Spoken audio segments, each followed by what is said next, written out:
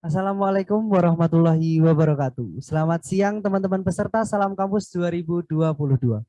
Yang saya hormati Bapak Wawan Laksito SSI-Mkom selaku pembicara. Yang saya hormati Bapak Budi Hartanto Eskom-Mkom selaku moderator. Dan tidak lupa yang saya banggakan teman-teman peserta Salam Kampus 2022 yang berbahagia. Pada sesi kali ini, perkenalkan saya Muhammad Rangga Afin Pratama selaku pembawa acara pada materi Sistem Pendidikan Pembelajaran di Perguruan Tinggi Era 4.0 dan Merdeka Belajar Kampus Merdeka yang akan disampaikan oleh Bapak Wawan Laksito SSI-Mkom dan dipandu oleh Bapak Budi Hartanto Eskom-Mkom. Selanjutnya, untuk mempersingkat waktu, saya persilahkan kepada Bapak Budi Hartanto Eskom-Mkom untuk memandu jalannya sesi materi kali ini. Kepada Bapak Budi Hartanto Eskom-Mkom, dipersilahkan.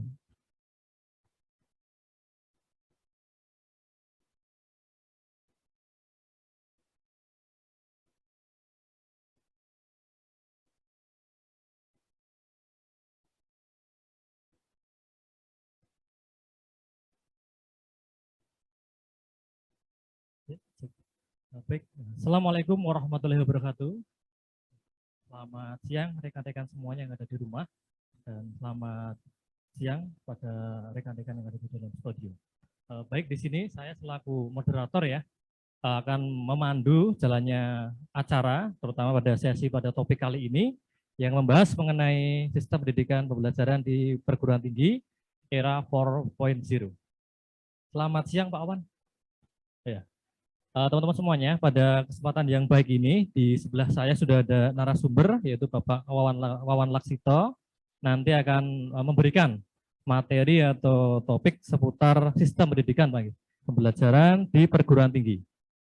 Di sini juga menarik ya, saya rasa ada istilah 4.0 nanti juga akan dibahas secara mendetail oleh Bapak Wawan. Dan nanti Pak, nanti pada sesi ini tadi sudah sedikit ada clue-nya, ada juga semacam kuis Pak. Ada kuis dan juga ada sesi untuk tanya jawab. Sehingga teman-teman semuanya yang ada di rumah nanti bisa untuk disimak dan diperhatikan nanti sebagai pengalaman untuk teman-teman semuanya mengenai materi-materi yang disampaikan pada kesempatan yang baik ini. Pak Awan, nanti terkait dengan materi nanti akan disampaikan selama kurang lebih berapa Pak? Sekitar 30 menit ya. Jadi teman-teman semuanya sekitar 30 menit nanti silahkan disimak untuk materi yang disampaikan oleh Pak narasumber atau Bapak Wawan nanti biar bisa memperoleh pengalaman-pengalaman terkait dengan pembelajaran di perguruan tinggi. Kepada Bapak Wawan, waktu kami persilahkan.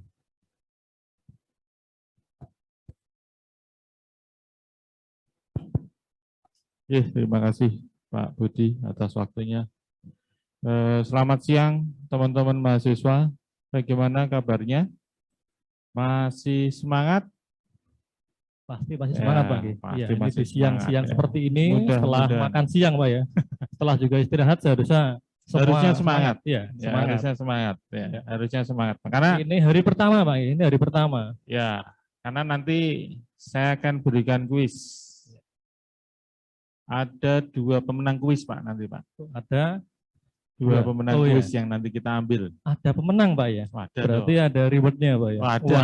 Jadi sangat menarik Pak bagi para peserta nanti. Rewardnya pulsa Pak. Pulsa Pak ya. Jadi teman-teman nanti bisa disimak, nanti akan ada semacam kuis. Pulsa. Dan akan mendapatkan minta tolong juga dibantu oleh panitia untuk nanti pemenangnya siapa, dicatat nomornya, nanti saya akan kirimi pulsa langsung Pak. Langsung Pak ya. Hari ini juga. Kepada dua pemenang. Ya, pemenang pertama 50.000. Catat ya, pemenang pertama 50.000. Pemenang keduanya 25. Ya, lumayan. Ya, lumayan ya. Jadi nanti akan ada kuis dari Pak Wawan. Lumayan karena gue ganti pulsa 2 hari. Asal orang tunggu yang lain aja Pak. Iya. Ya, terima kasih Pak Budi. Sebelum saya masuk ke sana ya, untuk materi kan tadi saya sudah dikenalkan, kebetulan saya pembantu ketua bidang akademik di STIM Misinan Nusantara yang nanti sangat mungkin teman-teman semua baik dari prodi informatika S1, sistem informasi S1, kemudian sistem informasi D3, teknologi informasi D3 dan komputerisasi akuntansi ataupun sistem informasi akuntansi D3 mungkin akan sering bertemu dengan saya, Pak Iya, Budi. pastinya Ya, Pak ya, di bidang sering akademik bertemu ya. dengan saya. Artinya ya ini saya sudah perkenalan Pak Iya. Budi. Di dalam komunikasi dua arah itu umumnya ya saling mengenal Pak Budi. Itu tepat sekali Pak. Ya, Saling sehingga mengenal. karena saya sudah memperkenalkan diri, saya sebenarnya pengen juga gitu ya. Teman-teman mahasiswa itu juga memperkenalkan diri. Tapi karena waktunya cuma 30 menit, ya gitu Iya. kan. Waktunya cuma 30 menit, kalau memperkenalkan diri satu persatu, Pasti butuh waktu yang sangat-sangat lama Pak ya, karena betul, Pak. banyak pesertanya. Maka saya aja lah, saya minta nanti memperkenalkan secara umum saja. Ya. Saya coba share screen dulu Pak Budi. Ya, teman-teman bisa dilihat di layarnya. Sudah terlihat kah? Teman-teman bisa melihat ya yang di share screen oleh Pak Wawan. Bisa terlihat? Ya, oke. Sudah terlihat ya. Ini nanti yang kita akan bicarakan yaitu terkaitan dengan pembelajaran 4.0 atau 4.0 dan sedikit terkait dengan Merdeka Belajar secara umum saja. Karena nanti untuk lebih detailnya nanti Bu Setio dan Bu Justin dari Sekretaris Prodi yang akan menjelaskan secara teknis. Di segmen yang berikutnya Pak. Segmen berikutnya nanti yang mungkin juga akan berkenalan dengan teman-teman kakak-kakak mahasiswa yang sudah mengikuti di Merdeka Belajar, Ya. Pak. Ya. Oke. Bisa jalan nggak? Kelihatan nggak? Bisa ya? Ya, oke. Berikutnya, oke nih. Nah, saya ingin tadi seperti Pak Budi, saya sudah memperkenalkan diri. Iya. Ya, saya pengennya juga teman-teman mahasiswa juga memperkenalkan diri gitu ya. Tepat sekali Pak. Sehingga monggo teman-teman mahasiswa silahkan masuk ke web browser, tuliskan menti.com. Jadi di alamat URL-nya bisa dituliskan menti.com, ya. Kemudian masuk dengan kodenya seperti yang dilihat di layar. Ada di layar. 2442 7392 atau saya kirim linknya ke anu aja ya, ke kolom chat ya. Sebentar. Ya, jadi teman-teman silahkan ya akses situs tersebut ya www.menti.com, terus masukkan kode yang sudah ada tertera di layar teman-teman semuanya. Ini sudah masuk Pak. Ya. Oke. Sebagian sudah masuk. Sebentar. Saya rasa itu hal yang mudah Pak ya. Jadi ya, anak-anak saat ini kan sudah pasti bisa. Pasti bisa. Ya. Oke, kebanyakan ini dari masih di Surakarta, Pak. Iya, masih Surakarta. Ada juga yang dari Surakarta ya, paling banyak Surakarta, kemudian Sukoharjo, Karanganyar ya. Karanganyar, oke. Ada dari Jakarta juga, Pak. Dari Jakarta, Pak. Itu domisili, Pak. Domisili atau kota kabupaten. Oh. Nah, jadi saya minta untuk menuliskan kota atau kabupaten. Saya ingin berkenalan untuk melihat sebenarnya teman-teman mahasiswa itu dari mana saja sih misalnya. Tepat sekali Pak. Kebanyakan paling banyak ada di Surakarta ya. Sukoharjo, ada dari Jambi juga. Yang dari Wonogiri Jambi. Sudah ada belum tuh Pak? Wonogiri Pak. Wonogirinya belum muncul Pak. Wonogirinya masih di selatan. Boyolali, Klaten. Waduh, kayaknya ini saya putus lagi nih.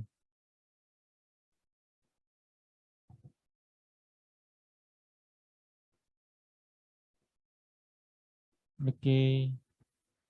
Ada Sragen, Boyolali, Jakarta, Jambi, ada yang dari Seoul juga kayaknya. Dari Seoul. Ada yang dari Seoul juga. Gitu ya. Oke, saya kira cukup banyak ya dari beragam, tapi terutama memang di daerah Solo Raya, Pak. Solo Raya, Pak ya. Ya, daerah Solo Raya. Bentar.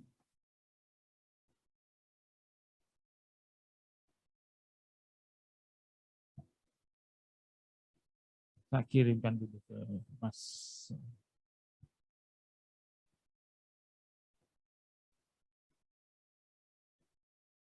Jadi dengan Menti ini nanti akan menjalankan kuisnya seperti itu Pak ya?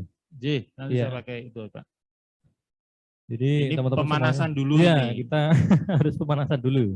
Pemanasan dulu. Ya, sebutkan nanti asalnya dari mana.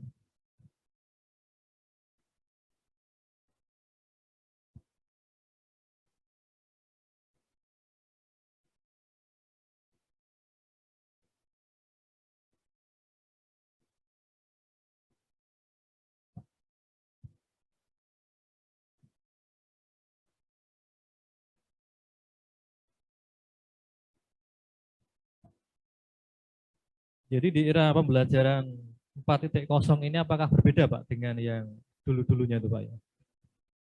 Berbeda sih tidak. Cuma ada istilahnya kan perubahan Pak. Perubahan. Pak. Perubahan itu kita harus bisa melakukan adaptasi, Ya, penyesuaian ya. penyesuaian. Jadi kalau misalnya ada perubahan, karena kalau bagi saya ya, perubahan itu pasti akan terjadi. Pasti perubahan itu adalah suatu keniscayaan. Ya, perubahan itu suatu keniscayaan. Artinya bahwa kita tetap harus melakukan adaptasi dan fleksibilitas. Ya. Mungkin saya bisa minta tolong sebentar Mas dikonekkan. Oke, itu sudah ya. Jadi harus ada adaptasi Pak ya. Ya, sebentar karena saya kirim backup file. Ya, saya ingin ceritain dikit. Begini, tadi saya sudah melihat ya dari teman-teman semuanya itu dari mana saja. Kebanyakan dari Solo Raya. Iya Pak. Solo Ada yang Raya. dari Jakarta, ada dari Jambi. Bahwa ternyata dengan era 4.0 ini kenyataannya adalah kita itu akan mudah berinteraksi Pak Budi. Artinya apa? Setiap orang itu bisa berinteraksi dalam waktu bersamaan dalam tempat yang sangat jauh berbeda. Sehingga kedekatan suatu komunitas itu bukan lagi karena geografis lagi Pak. Ya. Bukan kedekatan geografis, tapi kedekatan teknologi. Ya. Mungkin ini yang lagi rame beberapa minggu terakhir. Itu mungkin teman-teman mahasiswa, saya yakin itu banyak yang lihat itu di YouTube, medsos, TikTok. Ya. Ada yang kenal Vicky Naki ya? Di sini teman-teman panitia ada kenal Vicky Naki ya? Iya pasti kenal tahu ya? Yang dalam 2 minggu ini itu. Luar biasa itu penggemarnya Vicky Naki yang ke Turki ketemu dengan Tuba itu ya. Saya aja baper itu. Saya ikutin itu. Nah, itu kan era sekarang itu sesuatu hal yang luar biasa. Nah, jadi di dalam era industri ini Pak 4.0 ini mau tidak mau semuanya harus beradaptasi dengan teknologi. Misal kalau tidak mau Pak, lainnya. Kalau tidak mau kekeh dengan. Jadi ibaratnya begini. Teknologi itu adalah sesuatu yang bergerak maju. Iya, bergerak maju. Kita bisa mengikuti dengan cara ya jalan santai, kita bisa mengikuti dengan berlari, ya kan. Itu sebenarnya kecepatannya tergantung kita. Nah, sedangkan kalau kita tidak mau mengikuti ya otomatis tergilas, Pak. Iya. Ditinggal aja gitu. Nah, itulah kemudian di pendidikan pun juga berorientasi seperti itu, Pak Budi. Biar tidak ketinggalan, Pak. Biar nggak ketinggalan. Iya, pendidikan itu akan berorientasi pada 4.0. Kalau dulu sistem pendidikan kita itu kalau untuk anak SD atau TK, SD, SMP, SMA itu dikenal metode pembelajarannya adalah metode pedagogi. Oh iya, pedagogi Pak ya. Ya. Pak Budi saya yakin juga tahu karena Pak Budi juga sempat punya pengalaman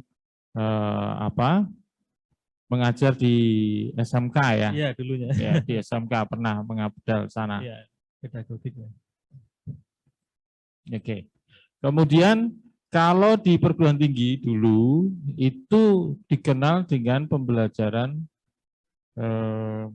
andragogik. Andragogik, Pak. Andragogik. Apakah ada yang berbeda tuh, Pak? Andragogik itu adalah pembelajaran yang untuk orang dewasa, Pak. Untuk orang dewasa. Ya. Nah, sekarang kalau di pendidikan 4.0 mau tidak mau kita harus mengikuti juga. Karena di sana ada disruption, ya. Ada disruption. Nah, mau tidak mau kita mengikuti. Nah, di sini ada pergeseran paradigma, Pak. Bahwa bukan cuma andragogik dan pedagogik saja, tapi di situ ada 3. Yang pertama adalah piragogik. Ya. Kemudian yang kedua adalah hudagogik. Ya. Yang ketiga adalah cybergogik. Cyber, Pak. Ya. Saya akan bicarakan sedikit terkait dengan piragogik dulu. Ya. Saya lanjut aja dulu. Nah, ini. Bisa dilihat, teman-teman, slide-nya, piragogik. Di layar apakah terlihat ya? Terlihat ya di layar ya? Yang di-share oleh Pak Wawan. Sudah masuk ya? Lanjut aja. Cek. Terus, sampai piragogik, Mas. Terus lanjut aja, lanjut aja, lanjut, terus,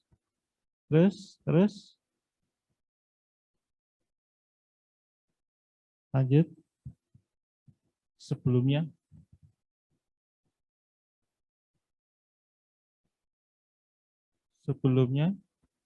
Mas. Nah, oke, di sini ya. Ini adalah paradigma pembelajaran 4.0. Yang pertama adalah hudagogik, kemudian piragogik, sama cybergogik. 3, Pak, ini. Ada 3. Yang dulunya itu kan ada 2 tuh. Ada 2. Pedagogik dan apa tadi? Andragogik. Andragogik. Sekarang ada 3, Pak. Dirubah tuh, Pak. Ya, karena perubahan tadi. Era industri 4.0 menuntut bahwa di dunia pendidikan pun juga kita harus bisa beradaptasi, harus dapat fleksibel. Menyesuaikan. Ya. Karena kalau enggak ya digilas dengan disruption tadi, disrupsi, kita akan tertinggal, Pak. Nah, yang pertama adalah kaitannya dengan hudagogik. Hudagogik ini adalah seperti sebenarnya begini nih. Di dalam pembelajaran pendidikan di perguruan tinggi itu tujuannya adalah kita ingin teman-teman mahasiswa itu nanti bisa mengarahkan diri, Pak. Dapat mengarahkan dirinya. Bisa mengarahkan diri ya, dapat mengarahkan diri. Kenapa demikian?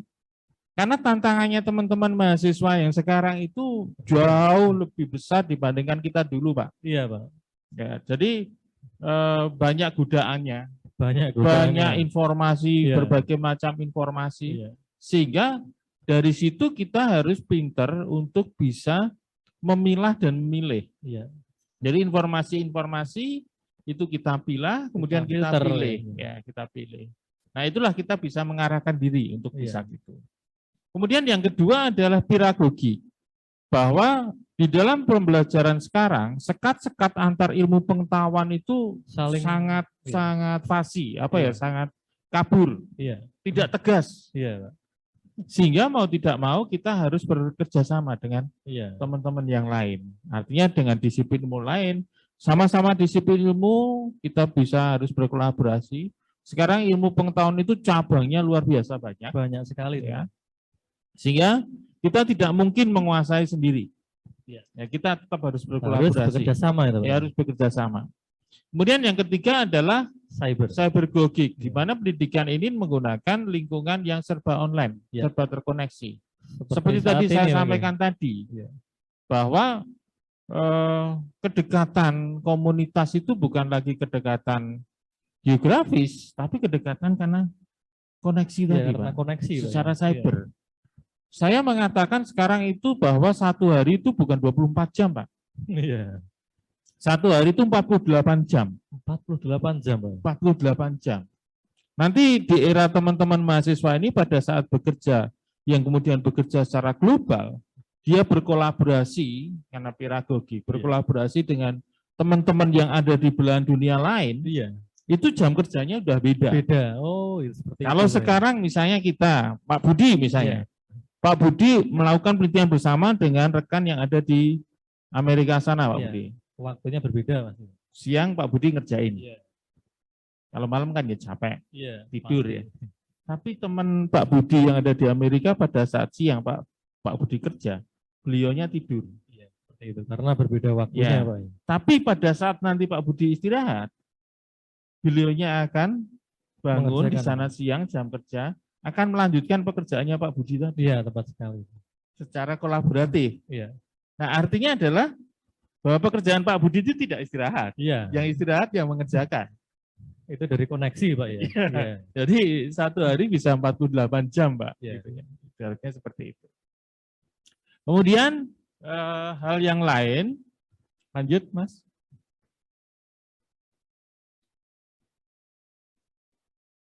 Oke. Nah, oke, lanjut pembelajaran di perguruan tinggi. Coba implementasinya seperti apa kalau di perguruan Penerapannya tinggi? seperti apa ya? Tapi sebelum saya masuk ke sana, saya juga perlulah mengingatkan, menyampaikan kepada teman-teman ini ya. Terkait dengan sebenarnya perguruan tinggi itu kan secara umum, tapi di dalamnya itu ada istilah-istilah terkait dengan ada vokasi, akademik, ada profesi, Iya. kemudian ada sarjana, ada diploma, kan gitu kan. Spesialis Itu juga, sebenarnya Pak. apa? Kemudian bentuk perguruan tingginya ada akademi, ada Politeknik. sekolah tinggi, politeknik, universitas. Iya. Nah, ini perlu dipahami juga dengan Iya. teman-teman. Jadi Jadi dalam artian sekolah tinggi itu apakah lebih kecil dari universitas? Itu dua hal yang berbeda Iya, gitu ya. berbeda tuh, Pak. Jadi begini, ya, mungkin teman juga harus tahu bahwa di Indonesia itu menganut sistem bahwa bentuk perguruan tinggi itu ada universitas, institut, sekolah tinggi, politeknik, akademi, dan akademi komunitas. Kalau universitas itu adalah perguruan tinggi yang di dalamnya terdiri dari berbagai macam disiplin ilmu, Pak. Oh iya. Ya, berbagai macam disiplin ilmu. Di dalamnya berisi juga programnya bisa program vokasi atau akademis. Kalau program vokasi itu lebih kepada terapan. Kalau akademis itu lebih ke pengembangan keilmuan, gitu ya. Kemudian kalau institut itu ilmu yang ada di dalam perguruan tinggi itu satu bidang. Satu bidang. Satu bidang. Masih satu rumpun ilmu besar gitu ya. Misalnya ilmu sains, ilmu teknik gitu ya. Tapi tekniknya ada beberapa macam di sana gitu ya. Teknik informatika, teknik mesin, teknik sipil, nah itu bisa institut itu, kayak ITB itu ya. Iya. Kemudian ada sekolah tinggi. Kalau sekolah tinggi itu di sub ilmunya. Jadi misalnya sekolah tinggi teknik sipil ya, sipil aja gitu Semua sana. sipil. Ya. Kemudian sekolah tinggi informatika seperti kita ini ya. Jadi ini yang ini informatika aja gitu ya, ataupun yang terkait dengan komputer. Kalau politeknik ini kaitannya dengan vokasi. Ya. Oke, lanjut Mas. Agak cepat aja. Nah, ini yang perlu kita ketahui bahwa di Indonesia itu kelulusan nanti kalau hubungannya dengan dunia kerja itu ada level, Pak. Ada level, Pak ya. Ada level jenjang yang disebut sebagai kerangka kualifikasi lulusan pendidikan formal atau KKNI, kerangka kualifikasi nasional Indonesia. Jadi ini adalah jenjang level lulusan itu di dunia kerja, dia nanti level jenjangnya. Iya, level ini kompetensinya itu di mana gitu ya. Oh, iya. Ya. Kalau di S1 itu level 6. Level 6 ya. Ya, kalau D3 itu level 5. Level 5. Lanjut Mas, agak cepat aja karena waktunya terbatas. Nah, apa bedanya? Apa bedanya level ini dan untuk apa sih dadak di level gitu ya? Jadi kalau level 5 sama level 6 sesuai dengan urutan levelnya tentu lebih tinggi level 6. Nah, yang di sini membedakan adalah kompetensinya, Pak. Kompetensinya. Ya. Kalau level 5 itu misalnya ya, kalau kaitannya dengan pekerjaan dia menunjukkan kinerja. Menunjukkan kinerjanya. Ya, menunjukkan kinerjanya. Tetapi Kalau yang level 6 sarjana, itu dia juga harus selain menunjukkan unjuk kerjanya, dia harus bisa beradaptasi kalau ada perubahan. Oh gitu ya. Ya, ini kan Ya, beda. Beda. Kalau diploma 3 kasih pekerjaan, dia oke lah. sesuai Terima dengan aja itu, Pak, pekerjaan seperti sesuai dengan perintah, dia kerjakan. Iya. Kalau nanti ada masalah, ya tidak wajib dia harus beradaptasi. Dia akan memberikan laporan kepada atasannya, kemudian ini ada masalah, nanti atasannya yang mencarikan yang akan mencarikan solusi. Iya, Tapi itu. kalau S1, kalau ada masalah, ya dia harus berusaha memecahkan. Iya. gitu ya. Kemudian kaitannya dengan formulasi masalah sama sih sebenarnya, tetapi kalau yang D3 itu lebih sudah ada formulasi, tinggal menyelesaikan dengan suatu metode. Misalnya begini nih, ini ada masalah real. Nah, ini bagaimana sebenarnya memodelkan dalam bentuk formulasi, kemudian nanti diselesaikan dengan metode apa? Itu S1, Pak. S1, Pak. Tapi kalau D3, ini sudah bentuk formulasi. Tinggal diterapkan. Iya, tinggal dia cari metodenya aja. Iya, metodenya misalnya, cara untuk memotong kayu itu pakai gergaji, Iya, Pak, atau pakai golok atau apa, nah itu anak D3. Iya. Tapi ya S1 ibaratnya gini, ini alat ini dibuat menggunakan kayu apa besi, nah itu yang milih, yang memformulasikan itu. Oh iya. Ibaratnya seperti itu. Dan juga kalau S1 itu harus melakukan pengambilan keputusan, itu ranahnya di sana. Harus berani mengambil keputusan. Ya, harus berani mengambil keputusan. Karena dia memformulasikan hasil formulasinya itulah kemudian menjadi solusi dan untuk pengambilan keputusan. Tapi sebenarnya kalau D3 tidak harus sana. Tapi bukan berarti tidak boleh ke sana. Boleh, Pak. Boleh. Sangat boleh sekali. Tapi sebenarnya dia standarnya hanya sebagai dia bisa mengelola kerja kelompok, teamwork. Gitu. Dan membuat laporan hasil pekerjaannya, mempertanggungjawabkan, gitu ya. Nah, kemudian di level manajemen organisasi kalau S1 itu dia harus bisa bertanggung jawab terhadap organisasi secara bisnis. Ya. Tetapi kalau D3 itu cukup bertanggung jawab di unit. Di unitnya. Ya. Awal ya. Iya. Pada akhirnya tidak harus begitu terus gitu ya. Nanti kalau sudah pengalaman sekian tahun dia pasti juga harus naik. Promosi kan, ya dia juga harus sampai ke level organisasi, Pak. Kira-kira seperti itu. Maka biasanya yang terjadi adalah biasanya kalau dia akan naik jabatan ke level organisasi ini yang D3 wajib sekolah dulu lah. Yang transfer ya pindah ke S1 nambah gitu. Atau yang S1 nanti untuk level yang manajerial di atas ya, sekolah lagi. Ya middle atau sampai top ya sekolah lagi. Oke, lanjut, Mas. Nah, sekarang ini tujuan sekolah atau perguruan tinggi ini penting. Ya, sebenarnya tadi ada tayangan untuk tujuan. Mungkin ada beberapa orang mengatakan bahwa sekolah atau perguruan tinggi itu tujuannya adalah untuk mentransfer pengetahuan. Tapi ini salah kaprah. Bukan mentransfer, Pak. Yang tepatnya kalau mentransfer itu kan saya kirim uang ya ditransfer lah sampai sana, harus sama tuh Pak ya. Iya, tapi gini Pak, konsepnya gini, kalau mentransfer itu yang penerima itu pasif. Iya, pasif. Nah, tujuan perguruan tinggi itu bukan mentransfer, tapi mentransformasikan pengetahuan. Jadi mahasiswa itu bukan objek, tapi dia subjek, dia harus aktif, student center learning lah gitu ya.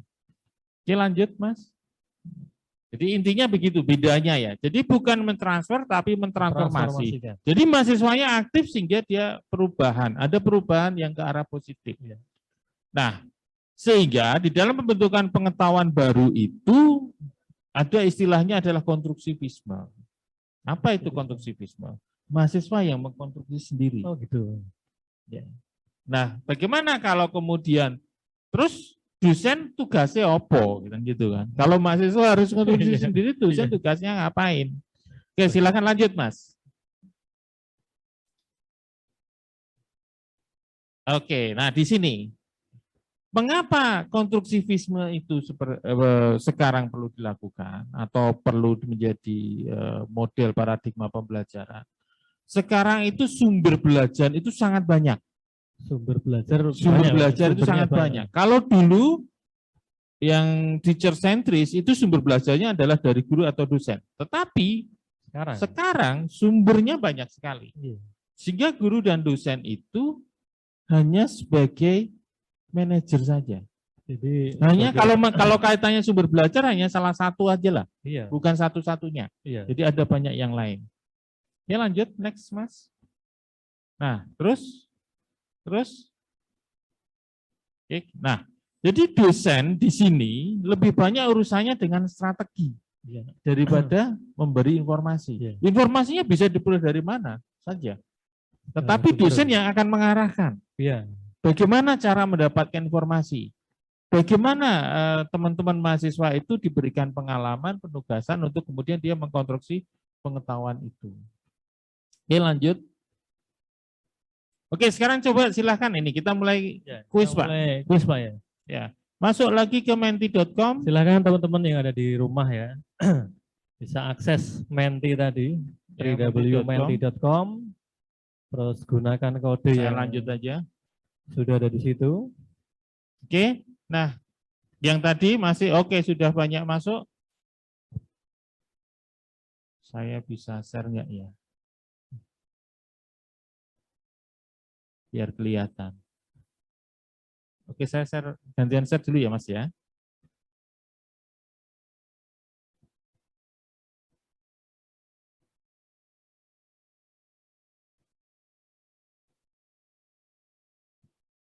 Oke, sudah berapa orang yang masuk? 44, baru 44?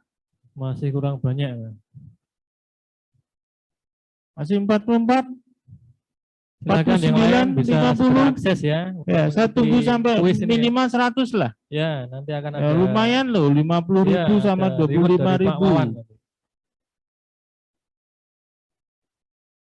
Setelah ngumpul baru muncul 72, pertanyaannya 73. Oh, ini keruntel-keruntelan itu loh. Untungnya iya. sudah tidak masa pandemi ini. Nggak Ya, pakai kan? masker ya. Oke, sudah masuk, sudah bagus. Sekarang Ya. coba siap-siap ya. Nanti tuliskan jawaban dari ataupun pilih jawaban yang ada di layar penjelasan. Masing-masing.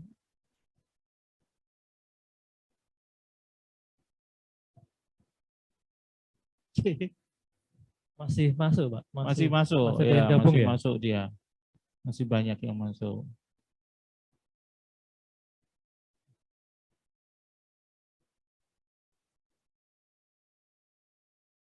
Oke. Jawab pertanyaan yang muncul di layar penjelasan teman-teman. Literasi apa yang dibutuhkan di era pendidikan 4.0? Ya. Ada literasi data dan informasi, kemudian ada literasi teknologi, ada literasi kultural, atau semuanya benar? Oke, nah ini kan 47 benar Pak. Ya, banyak yang benar Pak, berarti sudah pada paham. Oke, sekarang coba kita lihat siapa pemenangnya. Untuk sesi ini belum pemenang loh Pak. Oh, belum Pak. Leadernya aja dulu. Ya. Masih ada pertanyaan berikutnya Pak. Masih ada.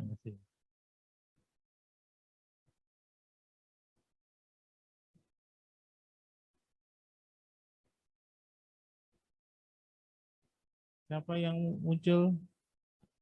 Skor yang paling benar dan paling cepat tuh Pak. Ya, paling benar dan cepat, betul. Ada Irfan Nur Azin. Ya. Irfan Nur Azin, poinnya 884 poin. Oke, kita lanjut sedikit sebentar.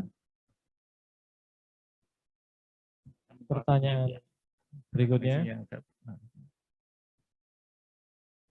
Oke, pertanyaan kedua.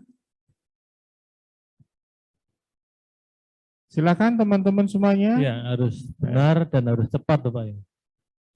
Nah, ini tadi sudah saya sampaikan ini. Jenjang kualifikasi lulusan pendidikan formal di pasar kerja disebut apa? SNI, KKNI, atau kompetensi. Ya, silakan dipilih. Oke, Paling silakan tepat dipilih. dan cepat. Oke, 8 detik, 7 detik, 6 detik, 5, 4, 3, 2, 1. Oke, Ya, kita lihat waktu habis. yang paling tepat. Ya. Alhamdulillah. Ada juga yang salah tuh Pak ya. Ada juga yang Ada salah. juga yang salah. Ya, Mungkin salah tadi pencet tuh Pak ya. salah pencet mungkin Salah ya, pencet gitu ya. Oke, lanjut lagi. Nah, ini leaderboardnya. Siapa? Tadi kan Mas Irfan nih. Ya. Sekarang coba kita lihat. Apakah Mas Irfan tetap masih di atas? Atau berubah? Push, Mas Irfan masih tetap di atas Ya. nih. Jangan-jangan Mas Irfan di sini. Nih. Di sini. Yang kedua Yosua, yang ketiga Ananda Muhammad. Ya. Oke. Pertanyaan yang ketiga Pak ya. Pertanyaan yang ketiga. Silakan. Pertanyaan yang ketiga coba sekarang.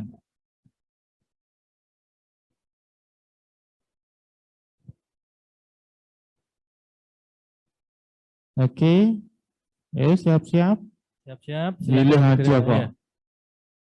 Konstruksivisme dalam pembelajaran itu apa sih? Ya. Ya. Apakah mahasiswa menerima pengetahuan dari dosen? Apa mahasiswa membentuk pengetahuannya sendiri? Atau dosen membentuk pengetahuan mahasiswa? Oke, masih 10 detik. 5 detik lagi. 3, 2, 1. Oke. Ya. Banyak yang benar loh, Pak. Iya, Pak. Oh, banyak yang benar salah, ya. Pak. Ya, biasalah. Tetap ada yang salah, biasa. Enggak apa-apa, Iya. namanya belajar yo. Biasa, ya, Pak, ada ya. salahnya, Pak, Iya. gitu ya. Oke, sekarang kita lihat Yang terakhir, sampai ketiga ini siapa sih?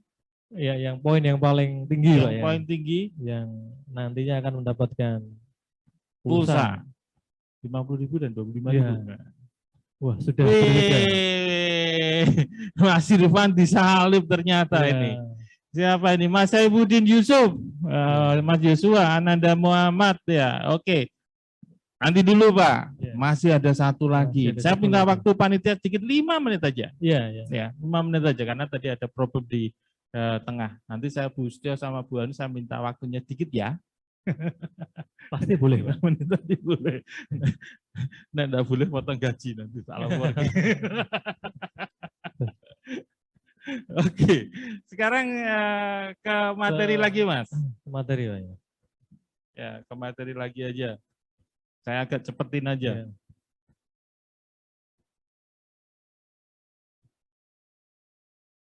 Dari saya atau dari panitia yang share?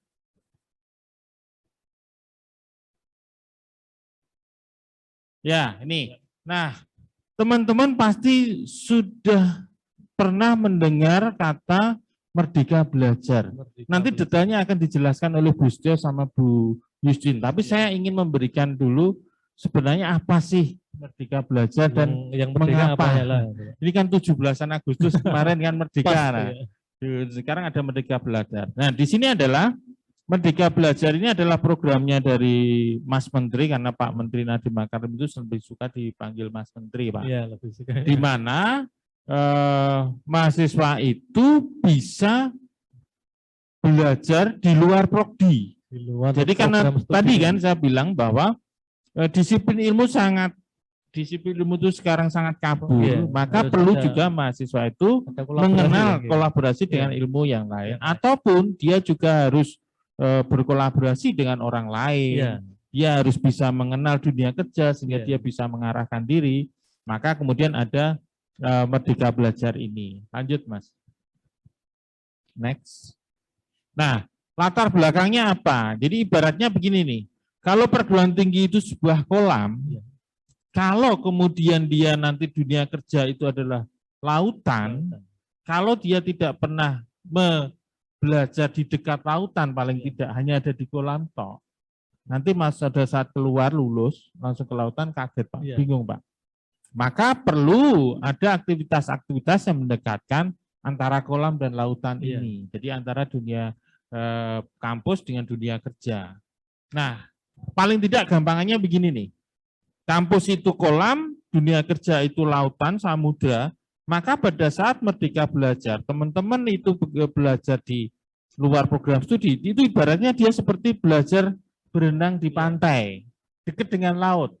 Belum sampai ke laut, tapi baru dekat dengan laut. Soalnya tidak tahu, Pak. Ya, jadi nanti kalau dunia kerja ya ora kaget-kaget banget gitu ya. Ibaratnya seperti itu. Ya, next, Mas. Nah, ini ada beberapa bentuk kegiatan, ada 8 bentuk kegiatan. Nanti Bu Sjo sama Bu Justin akan menjelaskan lebih detail bentuk kegiatannya. Lanjut aja. Oke, sebentar. Yang tadi lagi, Mas. Yang bentuk kegiatan tadi. Saya ingin sebutkan dulu. Biar teman-teman paling tidak tahu lah. Ini diingat ini. Karena ini kuis terakhir, Pak. Tak bocor ke kuisnya. Ini kuis terakhir ini. Bentuk kegiatan pembelajarannya ada magang, ada KKN tematik, ada proyek kemanusiaan, ada kegiatan wirausaha, kemudian studi independen, proyek independen, kemudian ada riset independen, kemudian ada pertukaran mahasiswa dan mengajar di sekolah atau kampus mengajar. Ya, oke, lanjut Mas. Nah, ini pesan saya yang terakhir, di era industri 4.0 itu keterbukaan informasi termasuk juga keterbukaan orang berpendapat itu sangat luar biasa. Dan semua itu bisa tercetak secara digital. Jadi jejak digitalnya itu ada. Ada pasti. Nah, ini saya harapkan hati-hati teman-teman bijak di dalam menggunakan medsos. Gunakan medsos untuk produktivitas. Ya. Misalnya Anda follow akun-akun yang terkait dengan aktivitas pembelajaran dan aktivitas dunia masa depan. Kenapa? Ke depan cara orang untuk merekrut seorang tenaga kerja itu tidak akan baca portofolio yang disodorkan oleh pencari kerja, Pak. Hanya akan ditanya, medsosmu apa? Oh, saya IG-nya ini, Facebook-nya ini. Kemudian yang tim selektor itu dia akan cek. Profilnya kayak apa, portofolio di medsos dia apa. Nah, itulah yang terjadi. Sehingga hati-hati, karena jejak digital walaupun Anda hapus, itu nanti bisa dibangkitkan. Ya. Oke, saya kira itu. Lanjut, Mas. Terakhir kuisnya. Oke, terakhir, monggo. Saya ganti share saya ya. Oke, sebentar. Kita kembali ke kuis, Pak ya. Ya, ini terakhir, Pak. Siap-siap, yang lain.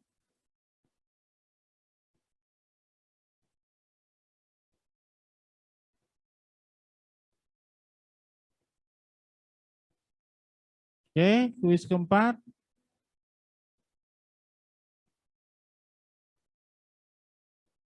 Yang tidak termasuk program ataupun bentuk pembelajaran Merdeka Belajar itu apa?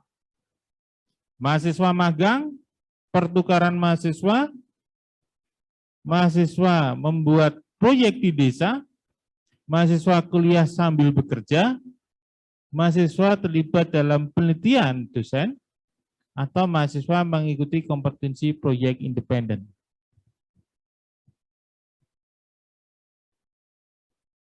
Oke, sudah, coba kita lihat hasilnya. Mahasiswa kuliah sambil bekerja, banyak juga yang benar, Pak. Artinya ya omongan kita ya dan ya dikatakan. Alhamdulillah. Nah, sekarang ini finalnya ini. Ya, kita lihat. Kita lihat hasilnya. Siapa yang berhak untuk mendapatkan pulsa 50.000 dan 25.000? Tadi Mas Saifuddin Yusuf dan Mas Yusua. Sekarang kita lihat, apakah ada pergeseran?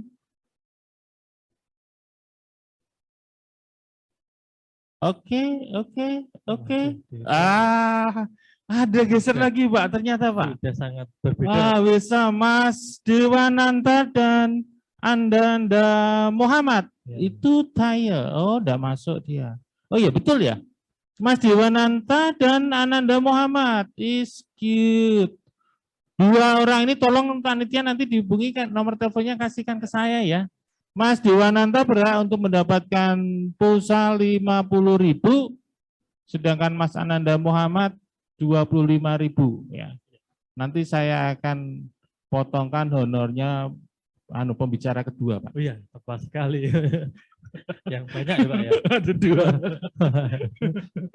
Oke, siap. Nanti saya akan kirim hari ini juga.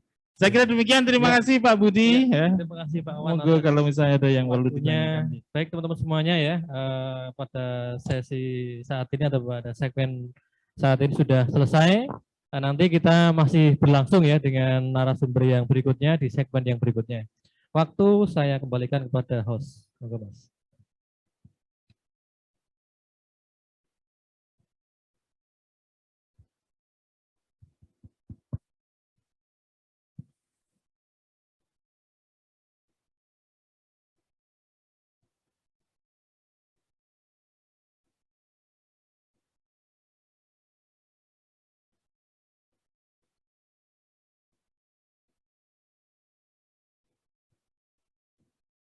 Selanjutnya, yang saya hormati Ibu Setiawati Eskom Mkom selaku pembicara.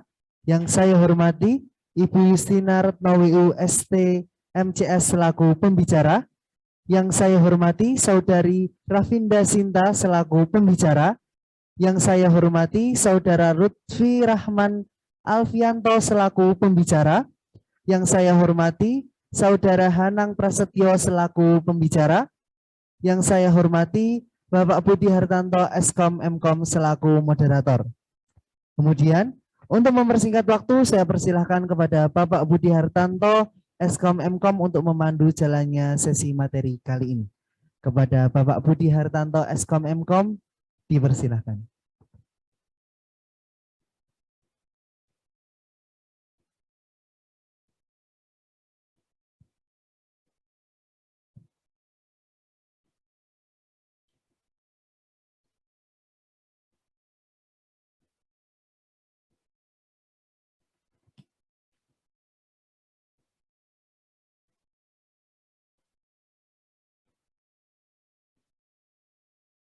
Selamat siang Bu Setiawati dan selamat siang Bu Yus.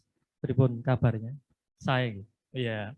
Jadi teman-teman semuanya pada kesempatan yang baik ini nanti dari narasumber yang saat ini pada segmen saat ini akan mengulas mengenai materi Merdeka Belajar Kampus Merdeka. Jadi nanti teman-teman semuanya akan lebih tahu dan lebih mendetail mengenai informasi tersebut. Jadi nanti ini sangat berguna Bu bagi para mahasiswa gitu. Pastinya seperti itu. Untuk mempersingkat waktu karena waktunya hanya 20 menit, waktu saya persilahkan kepada Ibu narasumber.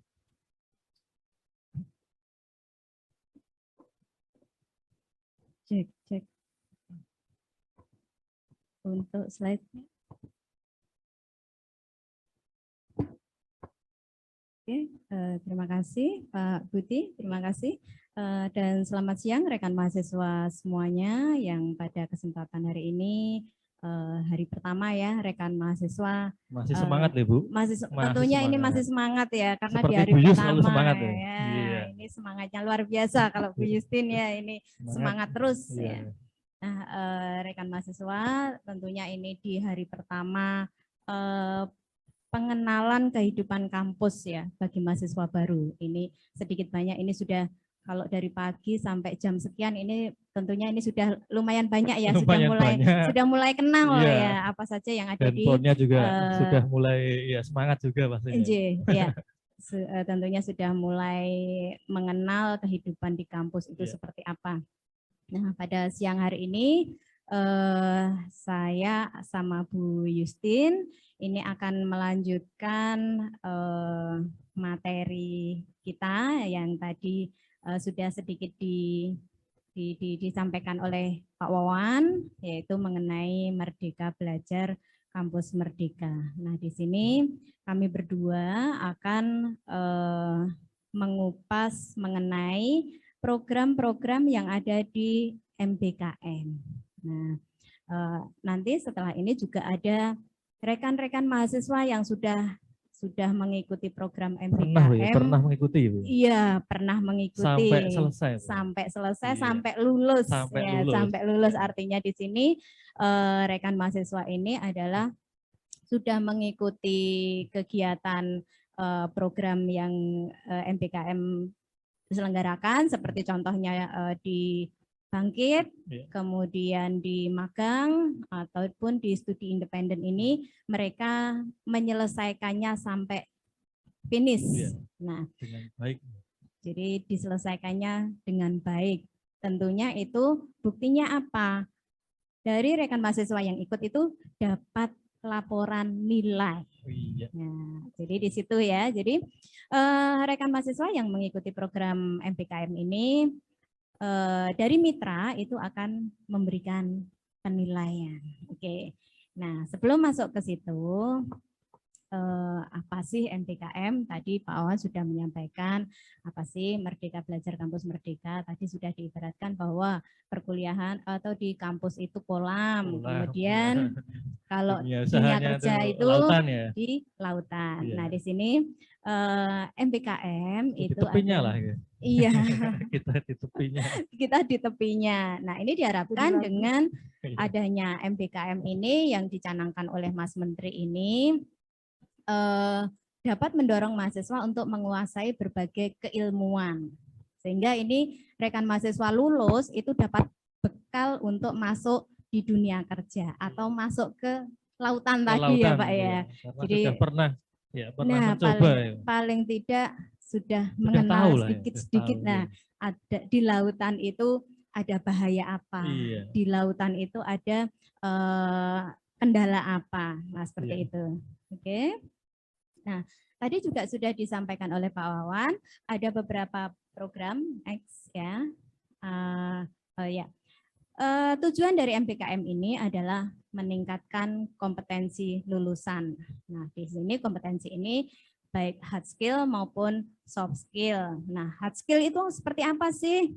Nah, hard skill itu ya pengetahuan yang kalian dapatkan dari bangku kuliah atau kemampuan yang disyaratkan dari tempat kerja. Misalkan kalau mau jadi programmer atau web programming, maka rekan mahasiswa harus menguasai pemrograman web. Nah, itu termasuk hard skill. Sedangkan untuk yang soft skill itu seperti apa? Nah, soft skill itu seperti kerja tim, kemudian berkomunikasi dengan orang, kemudian menyelesaikan permasalahan dengan customer itu yang seperti apa. Nah, hal-hal semacam ini juga harus didapatkan. Nah, dengan MBKM ini diharapkan lulusan dari perguruan tinggi ini sudah siap. Mampu. Oke, berikutnya adalah programnya. Yuk, programnya ada beberapa program kegiatan. Next, Mas. Ya, program kegiatan itu apa saja? Nah, next. Nah, di sini untuk MBKM itu ada 8 bentuk kegiatan pembelajaran. Namun yang terakhir ini ternyata ada 1 program lagi yang disebut dengan bela negara, tetapi ini belum ya, kita belum masuk, Kita yang 8 ini dulu aja deh. Ya. Kegiatan yang pertama adalah program pertukaran mahasiswa, yang kedua magang, yang ketiga studi independen, kemudian membangun desa atau KKNT, kemudian wirausaha merdeka, kemudian asistensi mengajar, riset dan proyek kemanusiaan. Nah, ini adalah 8 bentuk kegiatan dari MBKM. Nah, di sini dengan MBKM di sini rekan mahasiswa diberikan kesempatan 3 semester untuk menempuh perkuliahan di luar prodinya. Jadi 3 semester. Selama 3 semester. Iya, 3 semester itu tidak harus berturut-turut, tidak apa-apa, tetapi 3 semester itu di luar prodinya. Misalkan di sini, ketika mahasiswa mengikuti program magang. Nah, program magang itu minimal 1 semester maksimal 2 semester. Nah, itu setara dengan 40 SKS. 40 SKS. Iya, Udah lumayan gitu. besar. Lumayan tuh, Bu, ya. sekali. Nah, Lumayan besar. nah, nanti rekan mahasiswa akan diberi semangat lagi dari kakak-kakak tingkat Anda yang sudah lulus mengikuti program magang maupun studi independen. Nah, program magang ini langsung ya saya masuk ke program yang dari 8 ini saya masuk ke program yang lagi hit ya, yang lagi hit. Hits, Iya. Yang mana? Yang itu? saat ini lagi hit adalah magang dan studi independen. Nah, di sini 2 program ini dikemas dalam satu bentuk kegiatan yaitu MSIP atau yang disebut dengan magang studi independen bersertifikat. Oh, gitu. Nah, dari 8 bentuk kegiatan ini, sebelum masuk ke materi yang detail ya, 8 kegiatan ini diselenggarakan oleh kementerian ada, diselenggarakan oleh perguruan tinggi juga ada. Jadi begitu juga dengan STIMIK Sinar Nusantara. STIMIK Sinar Nusantara juga menyelenggarakan magang, menyelenggarakan KKNT, dan semuanya itu diselenggarakan. Jadi ada kelebihan dan kekurangannya dari masing-masing penyelenggara. Contohnya dari penyelenggara kementerian. Nah, di sini ada proses program magang ini ya. Ketika rekan mahasiswa mengikuti program magang yang diselenggarakan oleh kementerian, ini alurnya sebenarnya sama. Hanya saja ada beberapa benefit yang diperoleh oleh mahasiswa. Contohnya gini, Pak.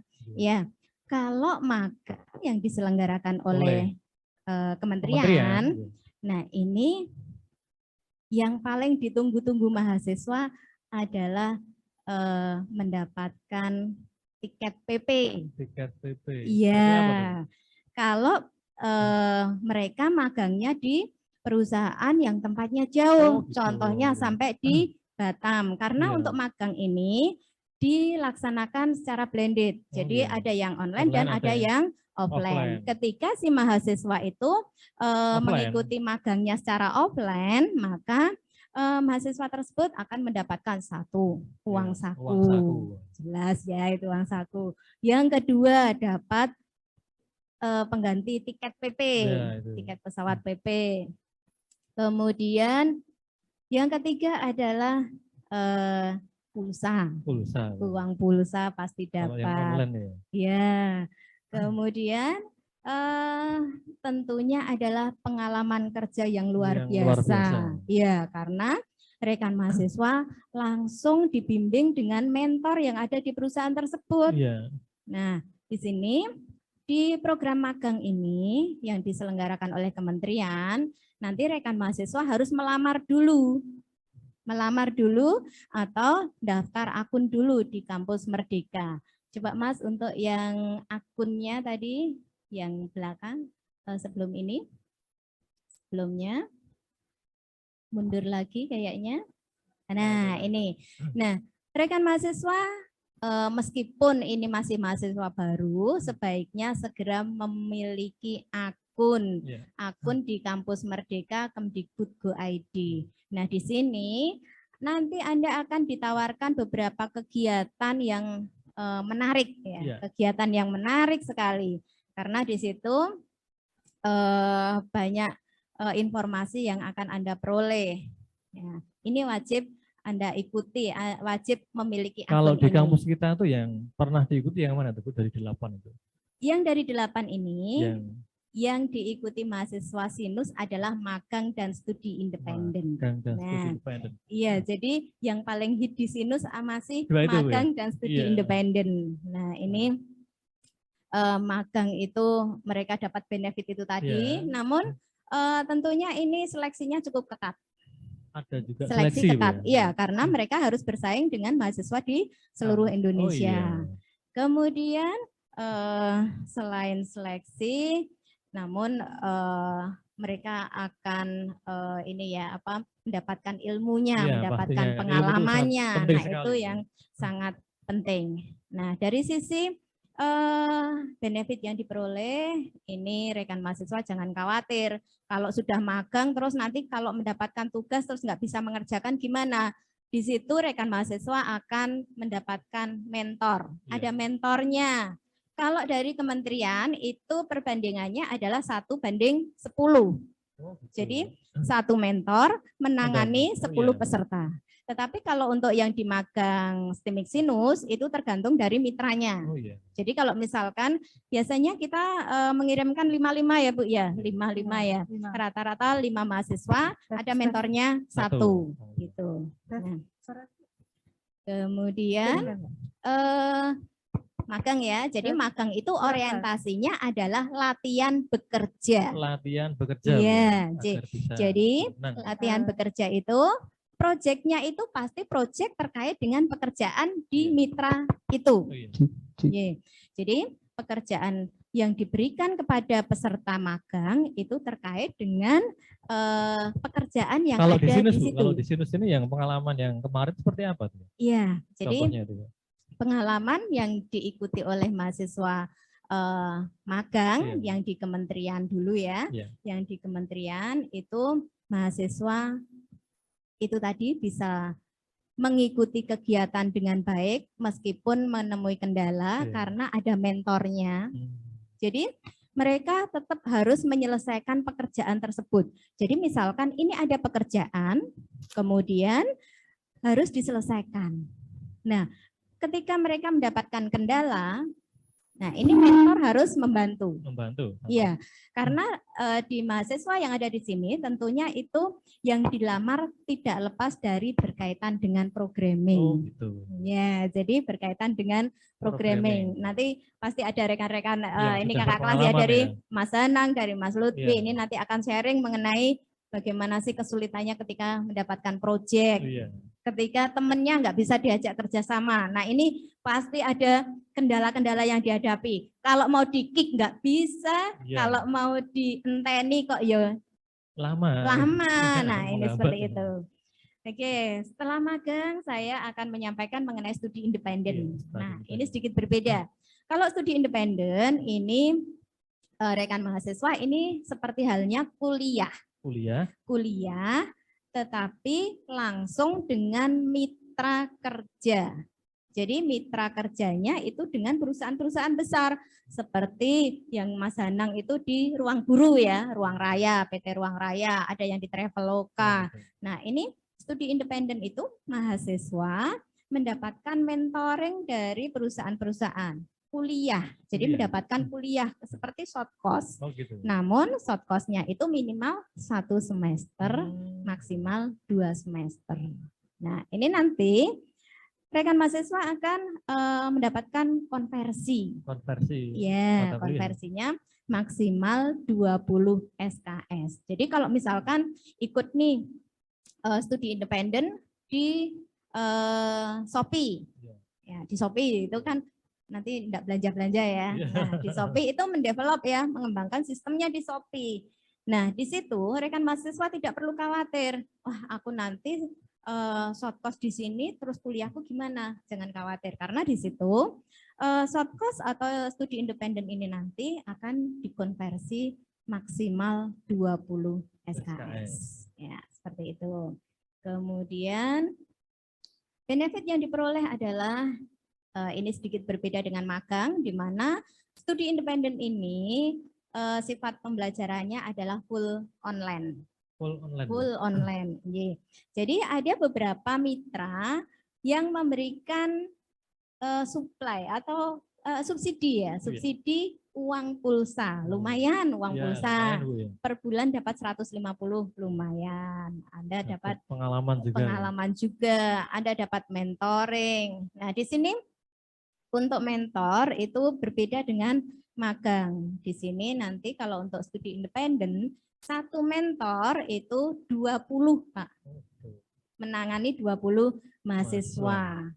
Nah, di sini mungkin mentor ini akan sedikit lumayan sibuk karena selain memberikan materi, harus melihat, harus cek evaluasi juga, terus memberikan penilaian, kemudian apabila mereka dapat kesulitan, mereka juga harus bagaimana sih untuk menyelesaikan pekerjaannya, itu seperti apa, seperti itu. Oke, studi independen itu, kemudian kita masuk ke MSIP ini sudah jadi satu saat tadi, ya. Jadi satu sudah MSIP gabungan. Nah ini mitra MSIP itu ada Haktifed Teknologi Indonesia, ada Tokopedia, ada Global Digital Niaga, kemudian ada Traveloka dan sebagainya. Atau ini yang terakhir ini di Ruang Raya itu Ruang Guru gitu Pak Budi. Jadi itu di Ruang Guru. Nah ini posisi-posisi yang rata-rata mahasiswa Sinus minati itu posisi ada di Back End Engineering Bootcamp. Ini paling banyak yang dilamar. Oh gitu. Iya. Kemudian berikutnya adalah Front End Engineering Bootcamp ini. Kemudian Full Stack Engineering. Nah, di sini. Oke, makasih. Berikutnya adalah pertukaran mahasiswa. Nah, di sini. Nah, pertukaran mahasiswa. Nah, di sini rekan mahasiswa juga bisa mengikuti pertukaran mahasiswa. Pertukaran mahasiswa di sini tidak sebatas pada aku harus bertukar dengan perguruan tinggi lain, tetapi bisa bertukar antar prodi di dalam satu PT, Pak. Bisa. Ya, jadi contohnya di informatika, mahasiswa informatika bertukar dengan mahasiswa sistem informasi. Itu bisa. Nah, itu termasuk pertukaran mahasiswa. Kemudian mahasiswa bisa bertukar dengan prodi yang sama dengan perguruan tinggi lain. Dengan prodi yang sama, misalkan prodi informatika bertukar dengan prodi informatika di Universitas Muhammadiyah, itu bisa. Atau mahasiswa bisa bertukar dengan prodi yang berbeda dengan PT yang berbeda atau perguruan tinggi yang berbeda. Jadi itu memang, juga ada seleksinya, Bu? Kalau kementerian ada seleksinya, gitu. Seleksinya sangat ketat. Kalau untuk di kementerian pertukaran mahasiswa ini sangat ketat karena ini peminatnya cukup banyak ya, sehingga ini seleksinya pakai kelas, Pak. Pakai kelas. Iya, kelasnya perguruan tinggi apa, gitu. levelnya apa. Jadi ini memang cukup ketat sekali. Nah di sini meskipun nanti mata kuliah yang diambil itu berbeda, tetap nanti ada konversi atau rekognisinya di perguruan tinggi di asal. Sehingga nanti jangan khawatir, aku ngambil mata kuliah berbeda, nanti bisa dikonversi enggak? Itu akan dikonversi. Oke, seperti itu bisa dilanjut dengan Bu Yustin. Mungkin saya 3 aja. Monggo Bu Yustin. Terima kasih. Ini tadi sudah dijelaskan panjang dan lebar oleh Bu Setia ya. Saya menambahkan sedikit aja untuk yang berikutnya tadi Mas. Next slide.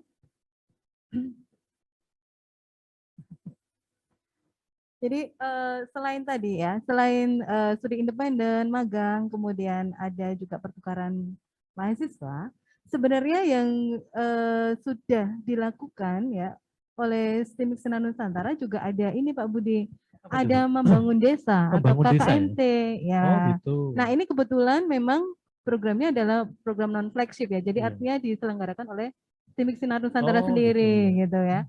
Jadi di sini program studi bekerja sama dengan lembaga penelitian dan pengabdian masyarakat. Jadi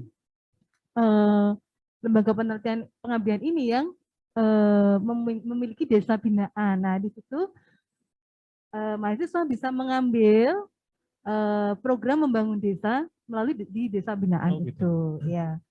Nah kemudian juga ada yang namanya wirausaha nih, yang baru ini ya. Adalah wirausaha. Nah ini adalah wirausaha merdeka, itu adalah program dari Kemdikbud ya. Ini sebenarnya untuk memantik jiwa-jiwa mahasiswa yang memiliki jiwa wirausaha gitu ya.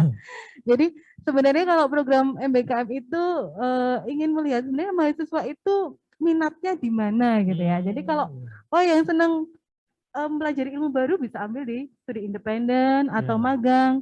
Tapi kalau yang berjiwa wirausaha, bisa mengambil yang program wirausaha merdeka ini.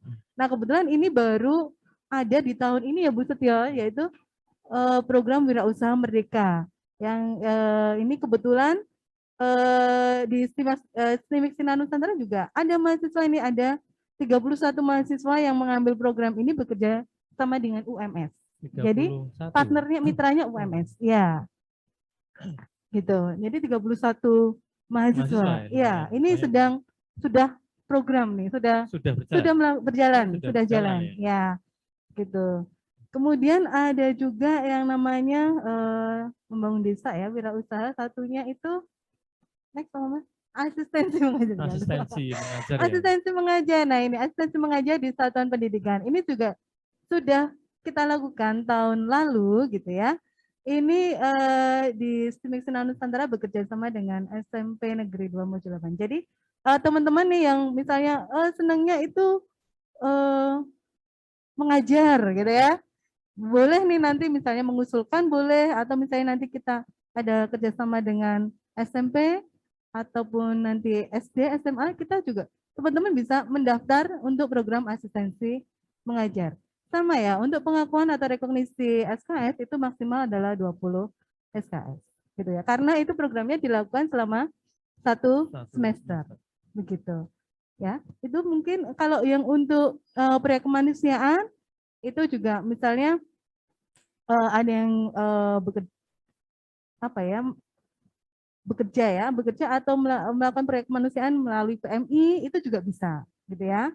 Ataupun juga nanti seperti riset ya. Riset ini kebetulan kemarin ada tawaran sebenarnya dari BRIN dan juga LIPI gitu ya. Tapi ini baru penjajakan. Nah, itu adalah program-program Merdeka Belajar yang sudah kita lakukan ya di STIMIK Sinar Nusantara. Gitu mungkin. Secara singkat tadi sudah ada warning panitia 5 menit lagi. Lanjut ke sesi tanya jawab atau gimana? Ayo silakan. Bisa ya?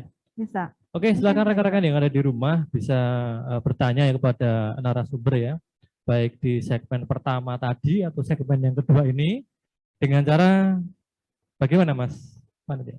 Menuliskan atau live langsung? Oke ya, bisa live dari Zoom situ bisa, atau nulis di kolom chat juga bisa. Nanti dipilih dari panitia agar dipilihkan pertanyaan yang 1 atau 2 ya. Nanti bisa dipilihkan dari panitia. Ya, silakan rekan-rekan bisa menanyakan ya seputar materi yang telah disampaikan oleh Bapak Ibu narasumber ya, terkait dengan Merdeka Belajar atau sistem pendidikan perguruan tinggi di era 4.0. Atau mungkin sudah muncul nunggu testimoni kayaknya, nunggu mungkin testimoninya dari kakak-kakak gitu. tingkat mungkin atau ya. Mungkin nunggu testimoni atau gimana? Mungkin kalau dari gambaran ini rekan mahasiswa karena notabene ini masih baru ya? jadi belum punya gambaran. Ya, seperti apa? Ya, seperti itu. Kalau misalkan dari kakak-kakak tingkat yang sudah lulus program MPKM ini tentunya seperti itu ya kegiatannya, mungkin seperti itu. Tapi silahkan kalau misalkan ada yang mau bertanya, kami tunggu. Masih ada waktunya. Ya, ini dari siapa ini? Dari siapa nih? Ini yang mau bertanya ya Mas? Itu di kolom chat kayaknya sudah muncul pertanyaannya, mungkin dipilih dari panitia atau langsung dibacakan.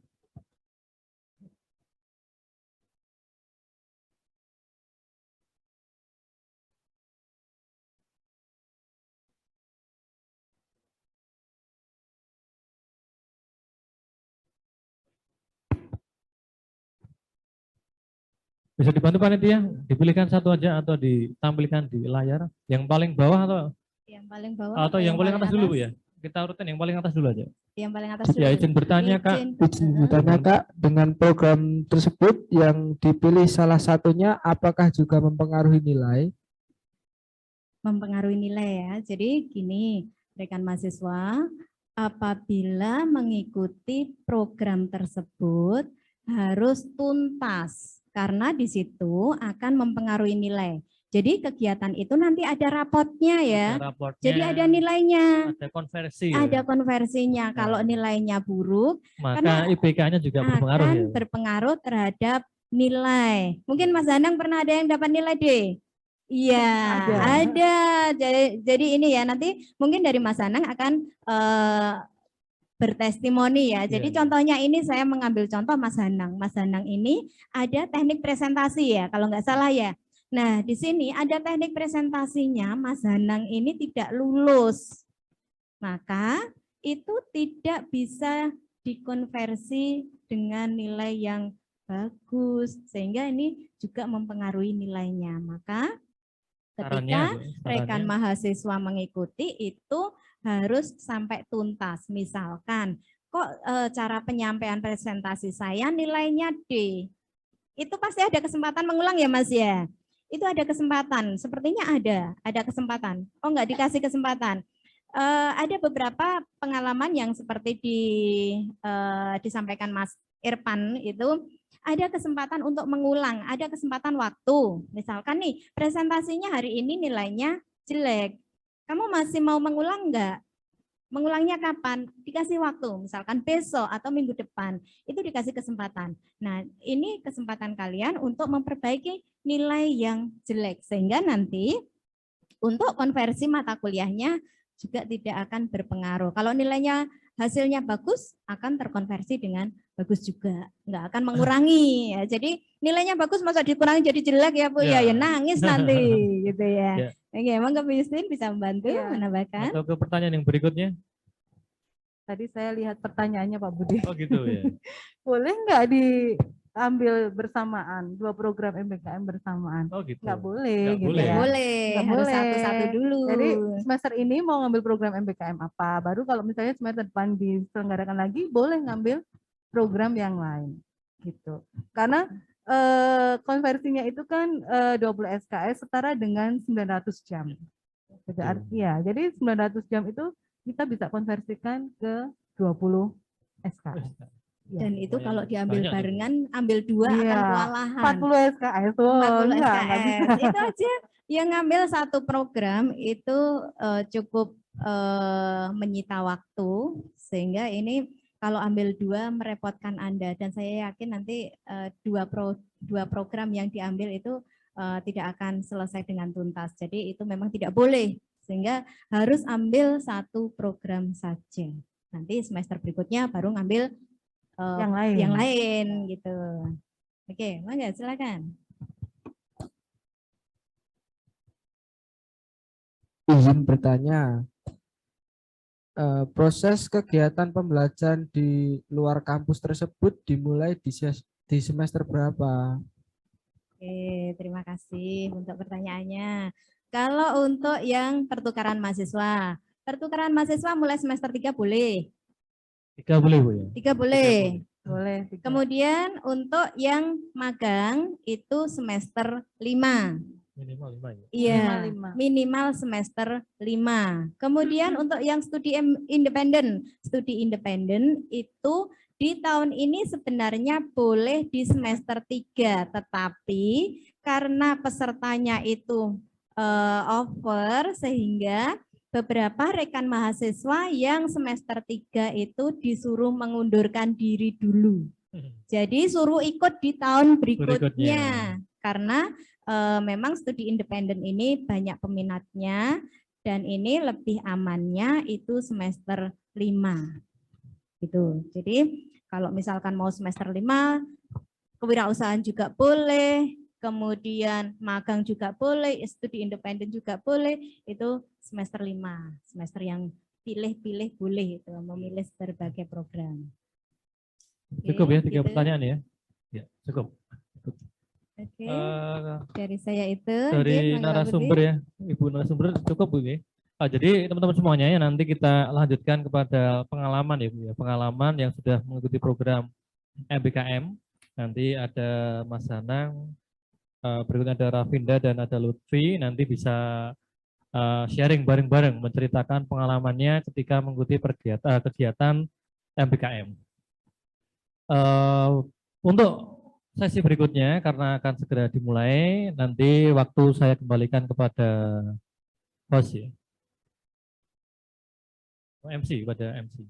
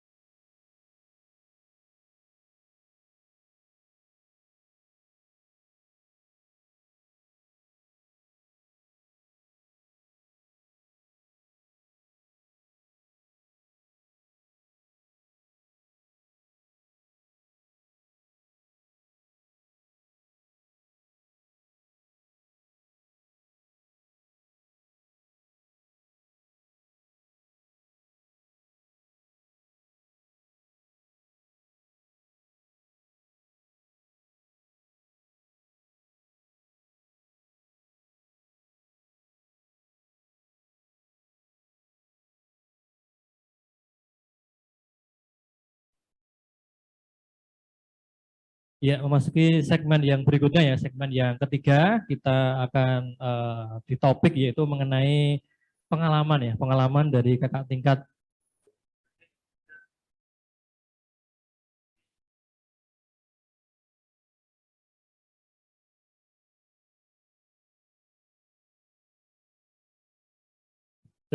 Ya, yang sudah mengikuti program kegiatan FBKM ya di STIMIK Sinus. Nanti saya perkenalkan dulu ya, yang paling ujung ada Mbak, kita pakai mic-nya nanti bisa Mbak Rafinda ya, Rafinda. Yang tengah ada Mas Anang, berikutnya di sebelah saya ada Mas Lutfi Rahman Alfianto ya. Nanti teman-teman semuanya bisa bertanya ya, bertanya seputar pengalaman-pengalaman yang telah dilalui oleh kakak tingkat kalian, yang saya rasa itu juga sangat menarik ya bagi teman-teman semuanya. Berikutnya saya bertanya kepada Mbak Rafinda dulu ya, bisa dipakai mic. Kira-kira kegiatan apa yang pernah diikuti ya? Kemarin itu semester 5 saya mengikuti program MBKM yang magang. Yang magang? Ya. Magangnya di mana itu ya? Magangnya di CV Diksa. Di Diksa ya? Ya. Oh gitu. Itu di perusahaan di bidang apa itu ya? Di bidang web developer. Seperti software house itu ya. Jadi ya. Mbak Rafinda ini telah mengikuti program ya magang di suatu perusahaan software house, di mana di situ kegiatannya seperti apa tuh Mbak Rafinda itu ya? Kegiatannya itu seperti membuat aplikasi berbasis web maupun Android. Kalau saya sendiri itu mendapatkan proyek yang bagian membuat aplikasi website. Gitu. Jadi Mbak Rafinda ini di situ disuruh membuat aplikasi ya? Ya. Jadi kan aplikasi itu ada banyak jenis ya, ada yang mobile, ada yang desktop, ada juga yang web. Jadi itu berupa produk ya, produk real Pak ya, yang pernah dibuat itu. Sebagai pengalaman ya, kira-kira yang dibuat itu produknya seperti apa, dipakainya seperti apa, terus fungsinya seperti apa, itu bisa diceritakan ke teman-teman yang ada di rumah. Oh iya, yang saya buat itu sebuah aplikasi website yang digunakan untuk pencatatan kartu seniman di Kabupaten Blora. Jadi itu CV Diksa itu bekerja sama dengan Dinpora Budbar Kabupaten Blora. Di situ membuat kartu seniman yang nanti akan digunakan untuk pendataan seniman. Oh gitu. Ya. Jadi gini ya, yang saya ketahui ya, di dalam suatu software house biasanya kan ada tim ya Mbak ya. Apakah di tempatnya Mbak Rafinda juga ada seperti itu, ada tim gitu ya? Ya, ada tim. Posisinya Mbak Rafinda di apa itu ya, di back end atau di front end atau di? Itu setiap satu mahasiswa dikasih satu proyek. Jadi gitu. satu mahasiswa itu memegang semua bagian. Oh gitu. Iya. Jadi semacam istilahnya full stack gitu ya, dari awal sampai dengan akhir ya? Iya, dari perancangan, analisis, sampai pengimplementasian juga. Dari pengalaman itu Mbak, apakah juga sangat penting sekali kalau dikaitkan dengan perkuliahan yang saat ini kita lakukan ya? Sangat penting pastinya. Ya, itu sangat-sangat penting sekali karena sebelumnya itu saya sudah mendapatkan ilmu di Pemrograman web ya? perkuliahan dulu ya. Kemudian di magang itu saya tinggal mengimplementasikannya. Berikutnya kita sambil nanti ngobrol-ngobrol lagi ke Mas Danang ya, Mas Danang. Mas Danang kira-kira bisa dibagikan pengalaman atau sharing-sharing lah ke teman-teman yang ada di rumah. Oke. Yang pertama itu kan saya mengikuti 2 MBKM. Yang pertama magang ke Deksa Purnama dan yang kedua itu studi independen di Ruang Guru.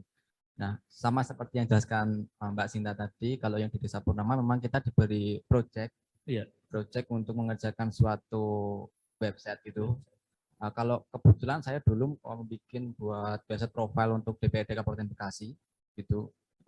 Sebenarnya sih kita di situ tuh diberi kebebasan untuk memilih programnya apa gitu ya. Maksudnya kayak project-projectnya seperti apa gitu.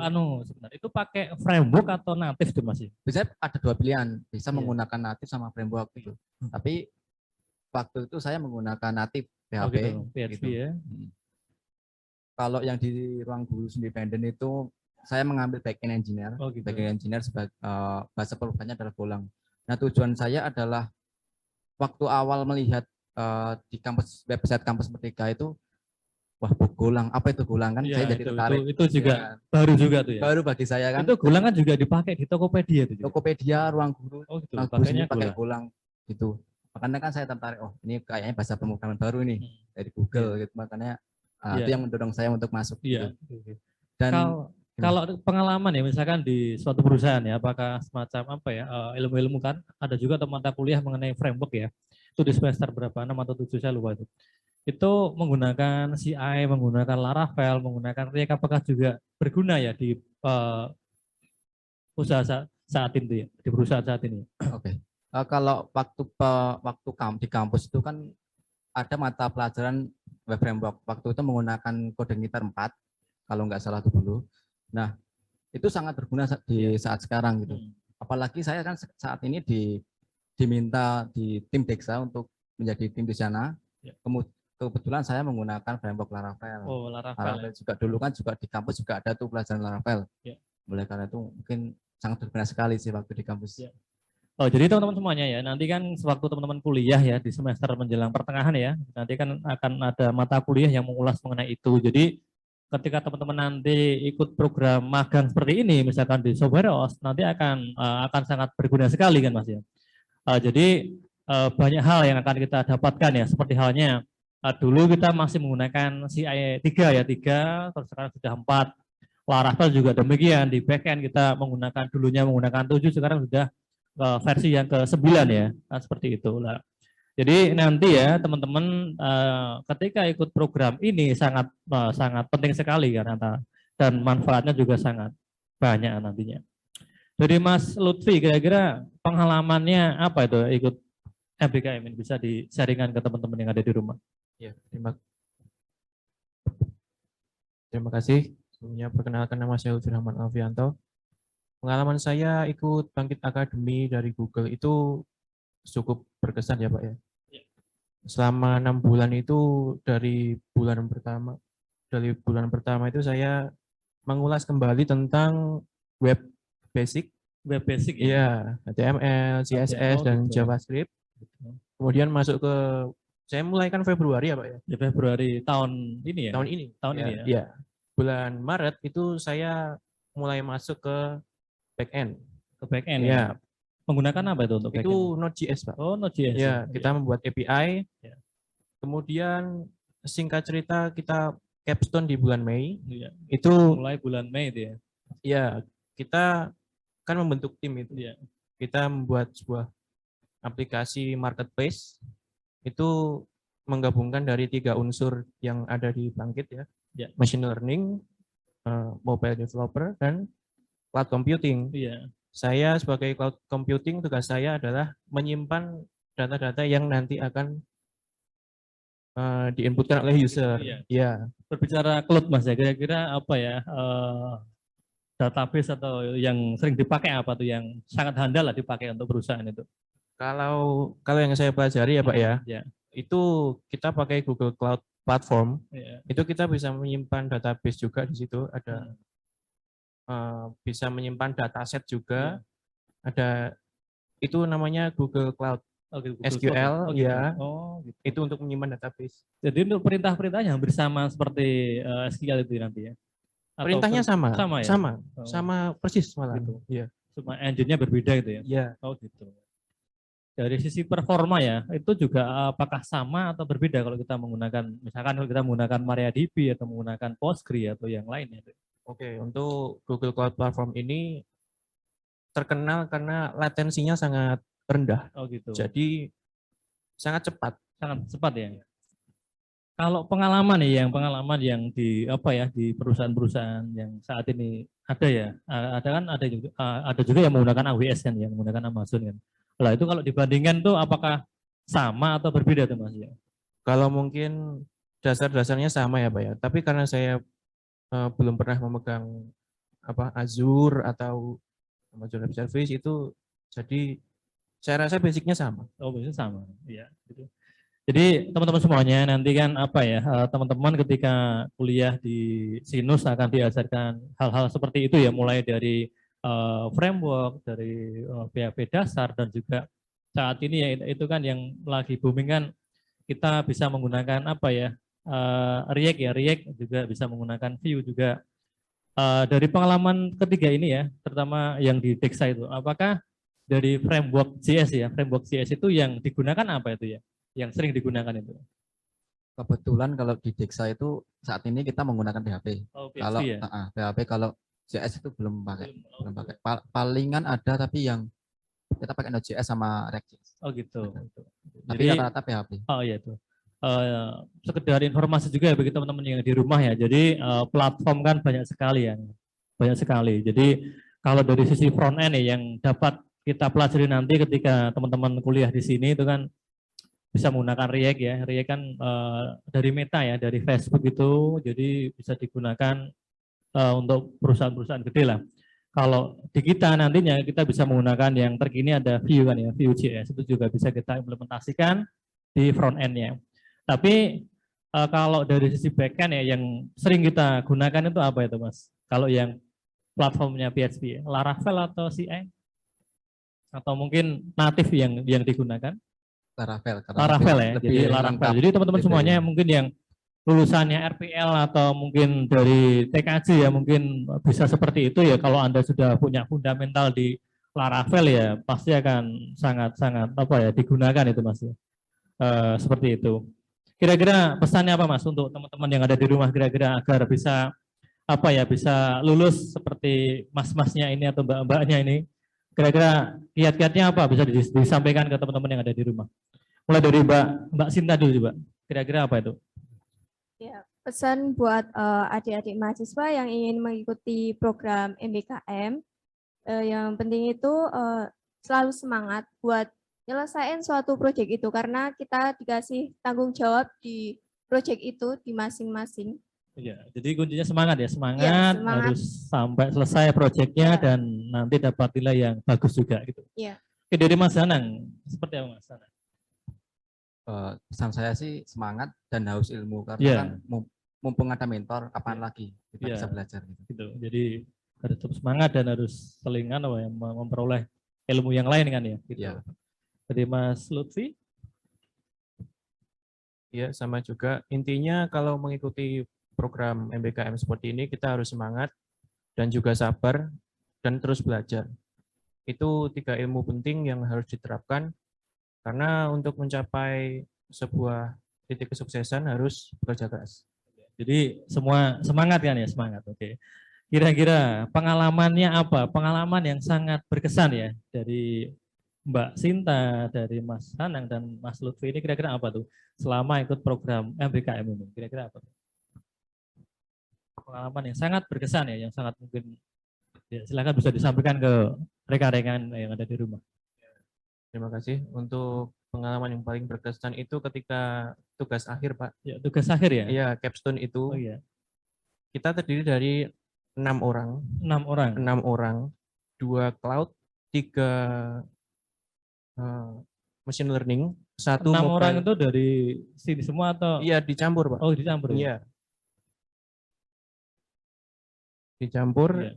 Dan 1 mobile development itu Satu dari cloud sendiri itu nggak pernah kelihatan, istilahnya. Menghilang. Oh gitu. Iya. Jadi saya harus menangani bagian cloud sendirian dan saya juga membantu mobile developernya. Itu sih yang bikin agak kerepotan, Pak. Iya.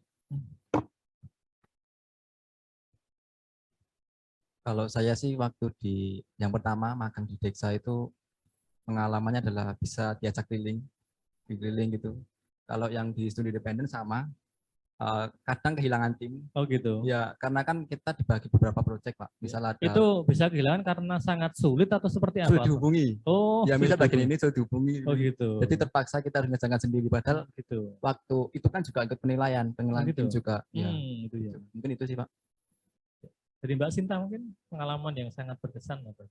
Pengalaman yang sangat berkesan juga sama kayak Mas Danang tadi, bisa diajak keliling karena CV Dexa itu sudah bekerja sama di banyak pemerintahan-pemerintahan di Indonesia. Jadi, ya, terutama di bidang pariwisata itu banyak sekali. Iya. Kemarin kita berkesempatan keliling di daerah Kebumen. Oh gitu. Iya. Oh berarti gini ya, membuat satu proyek ya, proyek miliknya pemerintahan. Iya. Kira-kira ya, itu kan pengalaman ya, pengalaman semua dari ilmu komputer. Kira-kira ada nggak pengalaman di luar dari ilmu komputer itu? Di luar ilmu komputer itu tim atau apa? Iya, teamwork itu sangat penting. Oh gitu, jadi Iya. teamwork sangat penting sekali Iya. ya. Jadi di dunia kerja itu teamwork ya, kerjasama sangat penting. Apakah etika juga sangat dinilai juga? Dinilai nggak itu etika seperti itu? Ya, etika mungkin etika yang digunakan di luar perusahaan ketika mengunjungi suatu instansi mungkin di luar gitu. Oh gitu. Nah, saya juga mau tanya ya dari saya sendiri. Kira-kira apa ya? Itu kan proyek ya, proyek perusahaan ya. Misalkan suatu web ya, suatu web. Itu kan punya nilai ya, nilai jual. Kira-kira berkisar berapa itu ya, kalau web ya kata. Web untuk pemerintahan itu nilainya berapa itu ya? Biar teman-teman juga tahu kan ya. Kisarannya jangan disebutkan harganya. Kisarannya berapa itu? Mungkin tahu nggak itu Mas Danang atau Mbak Sinta itu? Untuk saat ini sih terus terang kami belum tahu juga. Oh belum tahu ya? Iya. Jadi kisarannya belum tahu ya? Belum tahu karena kita kan magang di Serai Project gitu, jadi kurang tahu kalau urusan dapur gitu. Oh gitu. Jadi teman-teman semuanya kan ya, setiap aplikasi atau sistem informasi kan mempunyai suatu nilai kan ya. Itu kan mungkin belum ada standarnya kan ya. Nanti kan bisa dicari sendirilah untuk nilainya itu. Nanti teman-teman semuanya nanti yang ada di rumah bisa bertanya kepada kakak tingkat kalian yang ada di sini seputar pengalamannya yang pernah ikut program magang ini, nanti bisa ditanyakan. Untuk waktunya kita masuk ke sesi tanya jawab ya. Silahkan teman-teman yang ada di rumah, kalau ada hal yang perlu ditanyakan terkait dengan segmen ini bisa ditanyakan lewat Zoom bisa atau lewat kolom chat juga bisa. Sudah masuk belum itu Mas Panitia untuk yang bertanya? Atau lewat Zoom? Biar lebih ada interaksinya kan ya. Dipilihkan satu kalau ada itu.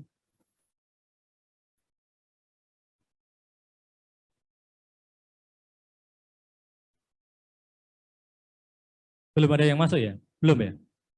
Oke, kira-kira Mas, kalau ini dari saya pertanyaannya, untuk yang dari timnya Dexa kan ya, dari Dexa itu. Kira-kira apa ya, kalau dari sisi engine ya, kita menggunakan PHP, kira-kira PHP yang dipakai itu yang versi berapa itu ya? Yang saat ini relevan digunakan ya, di Dexa itu? 8 atau masih 7 atau? Kalau di Dexa itu PHP 7, Pak. PHP 7 ya masih bisa digunakan. Kalau dulu ya? itu PHP 5, tapi 5. Sekarang pada dimigrasi ke PHP 7. Oh gitu. Gitu, Pak. Jadi nanti untuk cloud-nya itu disimpannya di mana tuh proyek-proyeknya Dexa itu? Jadi di Dexa itu kan punya server ada, sendiri. Oh gitu. Yang ya OS-nya adalah Ubuntu versi 20. Oh gitu. Gitu. Oh, jadi untuk versi PHP masih 7 bisa digunakan ya. Jadi bisa dimigrasikan ke yang 8. Ini muncul pertanyaan ya, ada pertanyaan. Oke ya, saya bacakan ya, yang dari atas ya. Cloud computing itu kerjanya gimana ya Mas? Ini Mas Lutfi yang bisa menjawab ya. Oke ya Mas Lutfi, ini sangat bagus juga. Terima kasih. Jadi cloud computing itu singkatnya adalah mengelola data perusahaan. Mengelola data perusahaan. Ya, semisal menyimpan database. Ya, menyimpan database. Ya, kemudian deploy aplikasi itu bisa lewat Cloud, Google Cloud Platform itu. Gitu. Jadi tugasnya itu apa ya Mas? Tugasnya mengelola data mengelola perusahaan. ya. Ya. Gitu ya. Segalanya ada di cloud computing, Pak. Iya. Selama itu ikut program ini, kira-kira Mas Lutfi itu apa? Secara teknis itu pelaksanaannya seperti apa itu Mas ya? Apakah offline atau online atau? Oh, saya remote, Pak. Oh, remote Iya, ya? dari rumah. Oh, dari rumah ya. Oke, jadi seringnya dari rumah kan ya? Iya. Gitu. Pak Budi, saya boleh bertanya nggak? Oh, boleh Pak Wan, monggo Pak. Oke, saya ingin tanya ke teman-teman yang ikuti MBKM ini. Ini tadi kan sudah banyak dijelaskan terkait dengan diajarin apa gitu ya, secara keilmuan gitu ya, sesuai bidang. Di cloud computing diajari membuat project, apa tadi, mulai dari pemrograman sampai project ya, capstone, kemudian di magang juga demikian. Nah, pertanyaan saya kan mungkin begini nih. Di dunia kerja itu kan nantinya tidak hanya membutuhkan hard skill ya. Nah, apakah di program-program yang diikuti oleh teman-teman ini, baik di Bangkit ataupun magang, ataupun studi independen yang lain, juga diajarkan terkait dengan hal-hal yang sifatnya soft skill, komunikasi, terus bagaimana nanti kalau kita branding, self branding pada saat mau, ada nggak itu pelajaran-pelajaran kayak itu. Kemudian yang selanjutnya juga setelah mengikuti program ini, saya ingin tanya nih, kadang-kadang ini biasanya teman-teman ini adalah yang permasalahan awal itu ragu-ragu, tidak percaya diri. Nah, bagaimana setelah mengikuti pelajaran ini, perubahan apa yang di dalam mindset teman-teman semua? Saya kira itu aja, terima kasih. Izin menjawab, Pak. Ya, silakan. Kalau dari saya menjawab yang soft skill tadi, kita di Bangkit Academy itu mendapatkan banyak sekali. Iya. Seperti time management ya, critical thinking, iya, personal branding, interpersonal skill, dan masih banyak lagi. Kemudian untuk mungkin mahasiswa baru yang ragu untuk mengikuti program seperti ini, saya awalnya dulu juga takut ya Pak ya.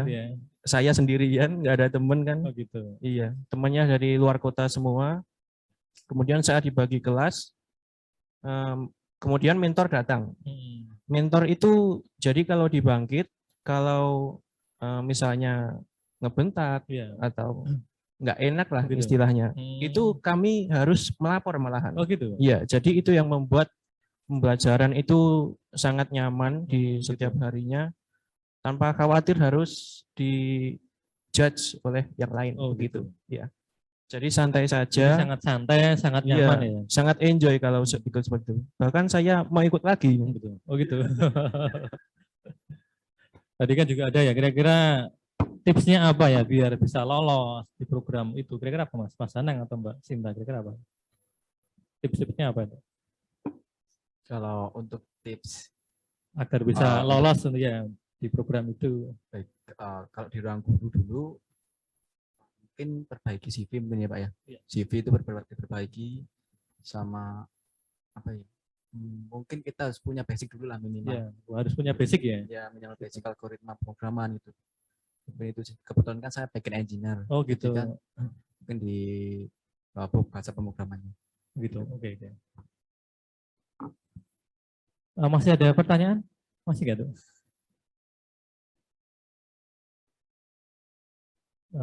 Tips sudah. Coba yang paling bawah aja, yang terakhir ini ya, yang paling bawah ya. Oke ya. Atau saya tanya lagi Pak, satu aja. Oke. Lagi. Nah ini sebagai teman-teman yang sudah ikut kegiatan ini ya, independen pasti akan ketemu dengan banyak orang dan dari berbagai macam perguruan tinggi di luar sana kan gitu ya. Itu saya yakin pasti ya itu pengetahuan khusus sendiri ya. Tapi kemudian setelah selesai, kira-kira masih ada jalinan apa ya komunikasi atau mungkin ada misalnya studi independen itu Bagaimana linknya dengan dunia kerja itu? Apakah selesai ya selesai atau masih ada apa ya istilahnya penawaran misalnya dari dunia kerja di misalnya di Bangkit itu ada nggak itu komunikasi kayak gitu? Jadi misalnya nanti kalau selain selesai kita juga masih bisa mengakses apalah informasi-informasi tentang dunia kerja dan yang lainnya atau bagaimana? Matur nuwun. Terima kasih. Jadi untuk di Bangkit ini ya Pak ya, itu salah satu benefitnya adalah di akhir program kita akan mendapatkan yang namanya job fair. Jadi kita akan disodorkan oleh banyak sekali lowongan pekerjaan dari perusahaan yang besar sekali bahkan seperti Shopee, Tokopedia, tiket.com dan lain-lain. Untuk kebetulan mentor saya ini sangat peduli sekali dengan mahasiswa-mahasiswanya. Jadi setiap ada lowongan yang sekiranya, hei kamu bisa ini, ambil aja. Saya yakin kamu pasti bisa begitu. Jadi mentor saya itu juga menguatkan juga. Menguatkan, Pak. Iya.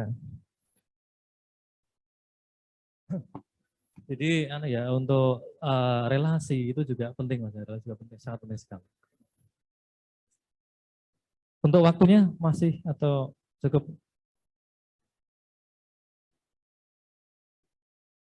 Oke. Jadi kita buka pertanyaan ya mengenai segmen yang pertama tadi mengenai sistem pendidikan pembelajaran di perguruan tinggi ya di era 4.0. Kita buka pertanyaan, silahkan. Kalau ada yang bertanya mengenai segmen yang pertama tadi sudah dibawakan oleh narasumber kita yaitu Pak Wawan Laksito. Silahkan teman-teman semuanya yang ada di rumah bisa bertanya. Baik lewat kolom chat ya atau langsung lewat Zoom juga bisa.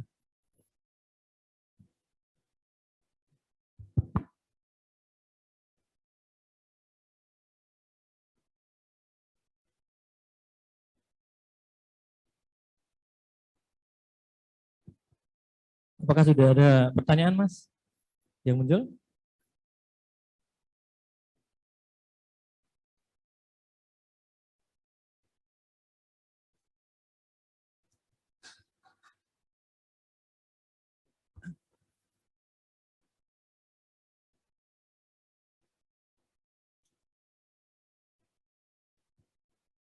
Oke, kalau gitu dari saya Pak ya. Dari saya Pak. Saya mau bertanya Pak. Kira-kira yang membedakan Pak secara yang mendasar itu ada era 4.0 dengan era yang sebelumnya itu apa tuh Pak ya dari sistem pembelajarannya itu Pak ya?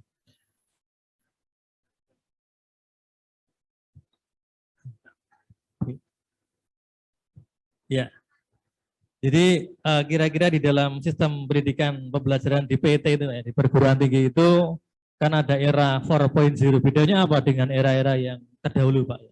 Terima kasih Pak Budi. Saya ini sebenarnya tadi berharap sudah tidak ada pertanyaan lagi gitu ya. Karena teman-teman mahasiswa itu masih akan ketemu saya besok hari ketiga. Jadi mungkin masih banyak diulas di sana. Tapi tidak apa-apa. Makanya saya Lukar Busono ini. Ya. Jadi ini orangnya yang sama, yang pakaiannya yang beda gitu. Begini Pak Budi, terkait dengan perbedaan mendasar ya? Pendidikan ya 4.0 dan sebelumnya. Jadi tadi yaitu adanya perubahan paradigma hutagogik, pedagogik dan cybergogik. Sehingga di dalam pembelajaran 4.0 itu basisnya terus terang jelas-jelas adalah blended learning Pak, mengkombinasikan pembelajaran yang sifatnya offline yang offline dan yang offline tatap muka langsung dan pembelajaran secara online. Ini mungkin besok saya akan jelaskan lebih detail di sesi hari ketiga, di mana di sana itu sebenarnya tadi sumber pengetahuan bisa diperoleh dari mana saja, tapi kemudian kita diskusikan di dalam kelas, dipandu oleh dosen. Jadi dosen itu tidak banyak menyampaikan informasi, tapi hanya memberikan arahan, ini kamu cari di sini-sini, kamu cari data dan yang lainnya gitu ya. Dan saya berikan soal kecil, kamu cari di lingkungan sekitarmu kayak apa. Nah, kemudian dibawa di kelas kita diskusikan. Ataupun cari di internet gitu ya. Cari di internet, cari di sini-sini, silahkan dibuat resume. Kemudian kita diskusikan di dalam. Tapi begini Pak, ke depan itu 4.0 itu kemudian ini sudah mulai bergeser kalau kehidupan sosialnya itu adalah sosial 5.0. Sosial 5.0. Ya. Ada lagi tuh Pak. Ya? Sudah, ini belum 4.0 kita belum ngeh betul sudah ada sosial 5.0 ini. Jadi sosial 5.0 itu adalah bagaimana semua hal itu serba otomatisasi. Serba otomatisasi. Sehingga diperlukan pemahaman diri secara humanistik, jadi sosial. Besok itu kan sekarang itu kan serba otomatis, mobil otomatis, semuanya dibantu loh. Nyapu aja sekarang kita tinggal pakai alat itu, udah dia nyapu sendiri gitu ya. Tetapi tetap kehidupan sosial humanistiknya tetap harus ada. Kira-kira itu Pak. Jadi mau tidak mau memang kita harus blended learning, campuran antara pembelajaran secara ini online juga berlaku di maupun kampus kita ini Pak. Ya, tetapi gini, porsinya kita memang lebih banyak masih besar di offline Pak, lebih besar di offline. Kalau online tetap ada karena kenapa itu? Karena biar mahasiswa itu yang pengen cepat juga bisa cepat gitu. Dong tadi nyatanya Mas Lutfi ya. Remote aja bisa. Iya, dari rumah. Remote dari rumah itu bisa. Saya yakin itu Mas Lutfi pagi sudah mulai belajar, tidak mandi dulu dia. Iya. Iya. Tidak mandi dulu itu, sudah perlu mandi loh. Diajari tidak masalah itu. Iya. Gitu Pak ya. Iya, gitu. Oke, berhubung waktu sudah selesai pada kesempatan siang hari ini. Terima kasih saya ucapkan kepada Pak Wawan Laksito selaku narasumber di topik sistem pembelajaran di PT dan Ibu Setiawati dan Ibu Yus di MBKM dan para narasumber yang lain kakak tingkat ya. Semoga pada kesempatan yang baik ini dapat diambil materi-materi yang baik sehingga dijadikan pengalaman untuk teman-teman semuanya.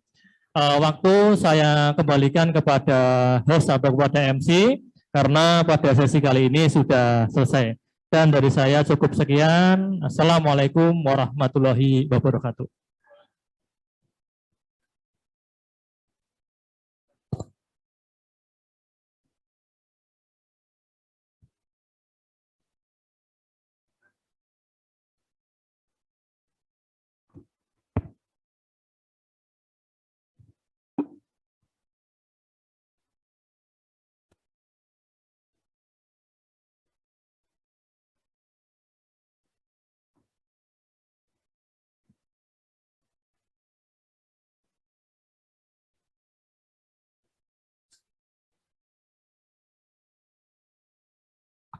Terima kasih kepada Bapak Wawan Laksito, SSI M.Com, Ibu Setiawati Eskom M.Com, Ibu Justina Retno WU STMJS, Saudari Rafinda Sinta, Saudara Lutfi Rahman Alfianto, Saudara Hanang Prasetyo atas materi yang telah diberikan. Terima kasih juga kepada Bapak Budi Hartanto, Eskom M.Com, yang sudah memandu jalannya sesi materi kali ini. Itu tadi penjelasan tentang materi sistem pendidikan, pembelajaran di perguruan tinggi era 4.0, dan Merdeka Belajar Kampus Merdeka.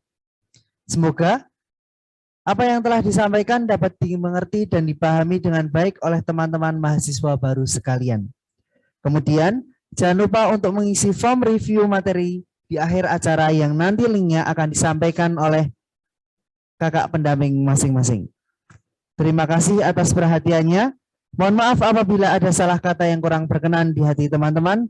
Wassalamualaikum warahmatullahi wabarakatuh. Salam Kampus 2022, cetak generasi emas, sinarkan Nusantara.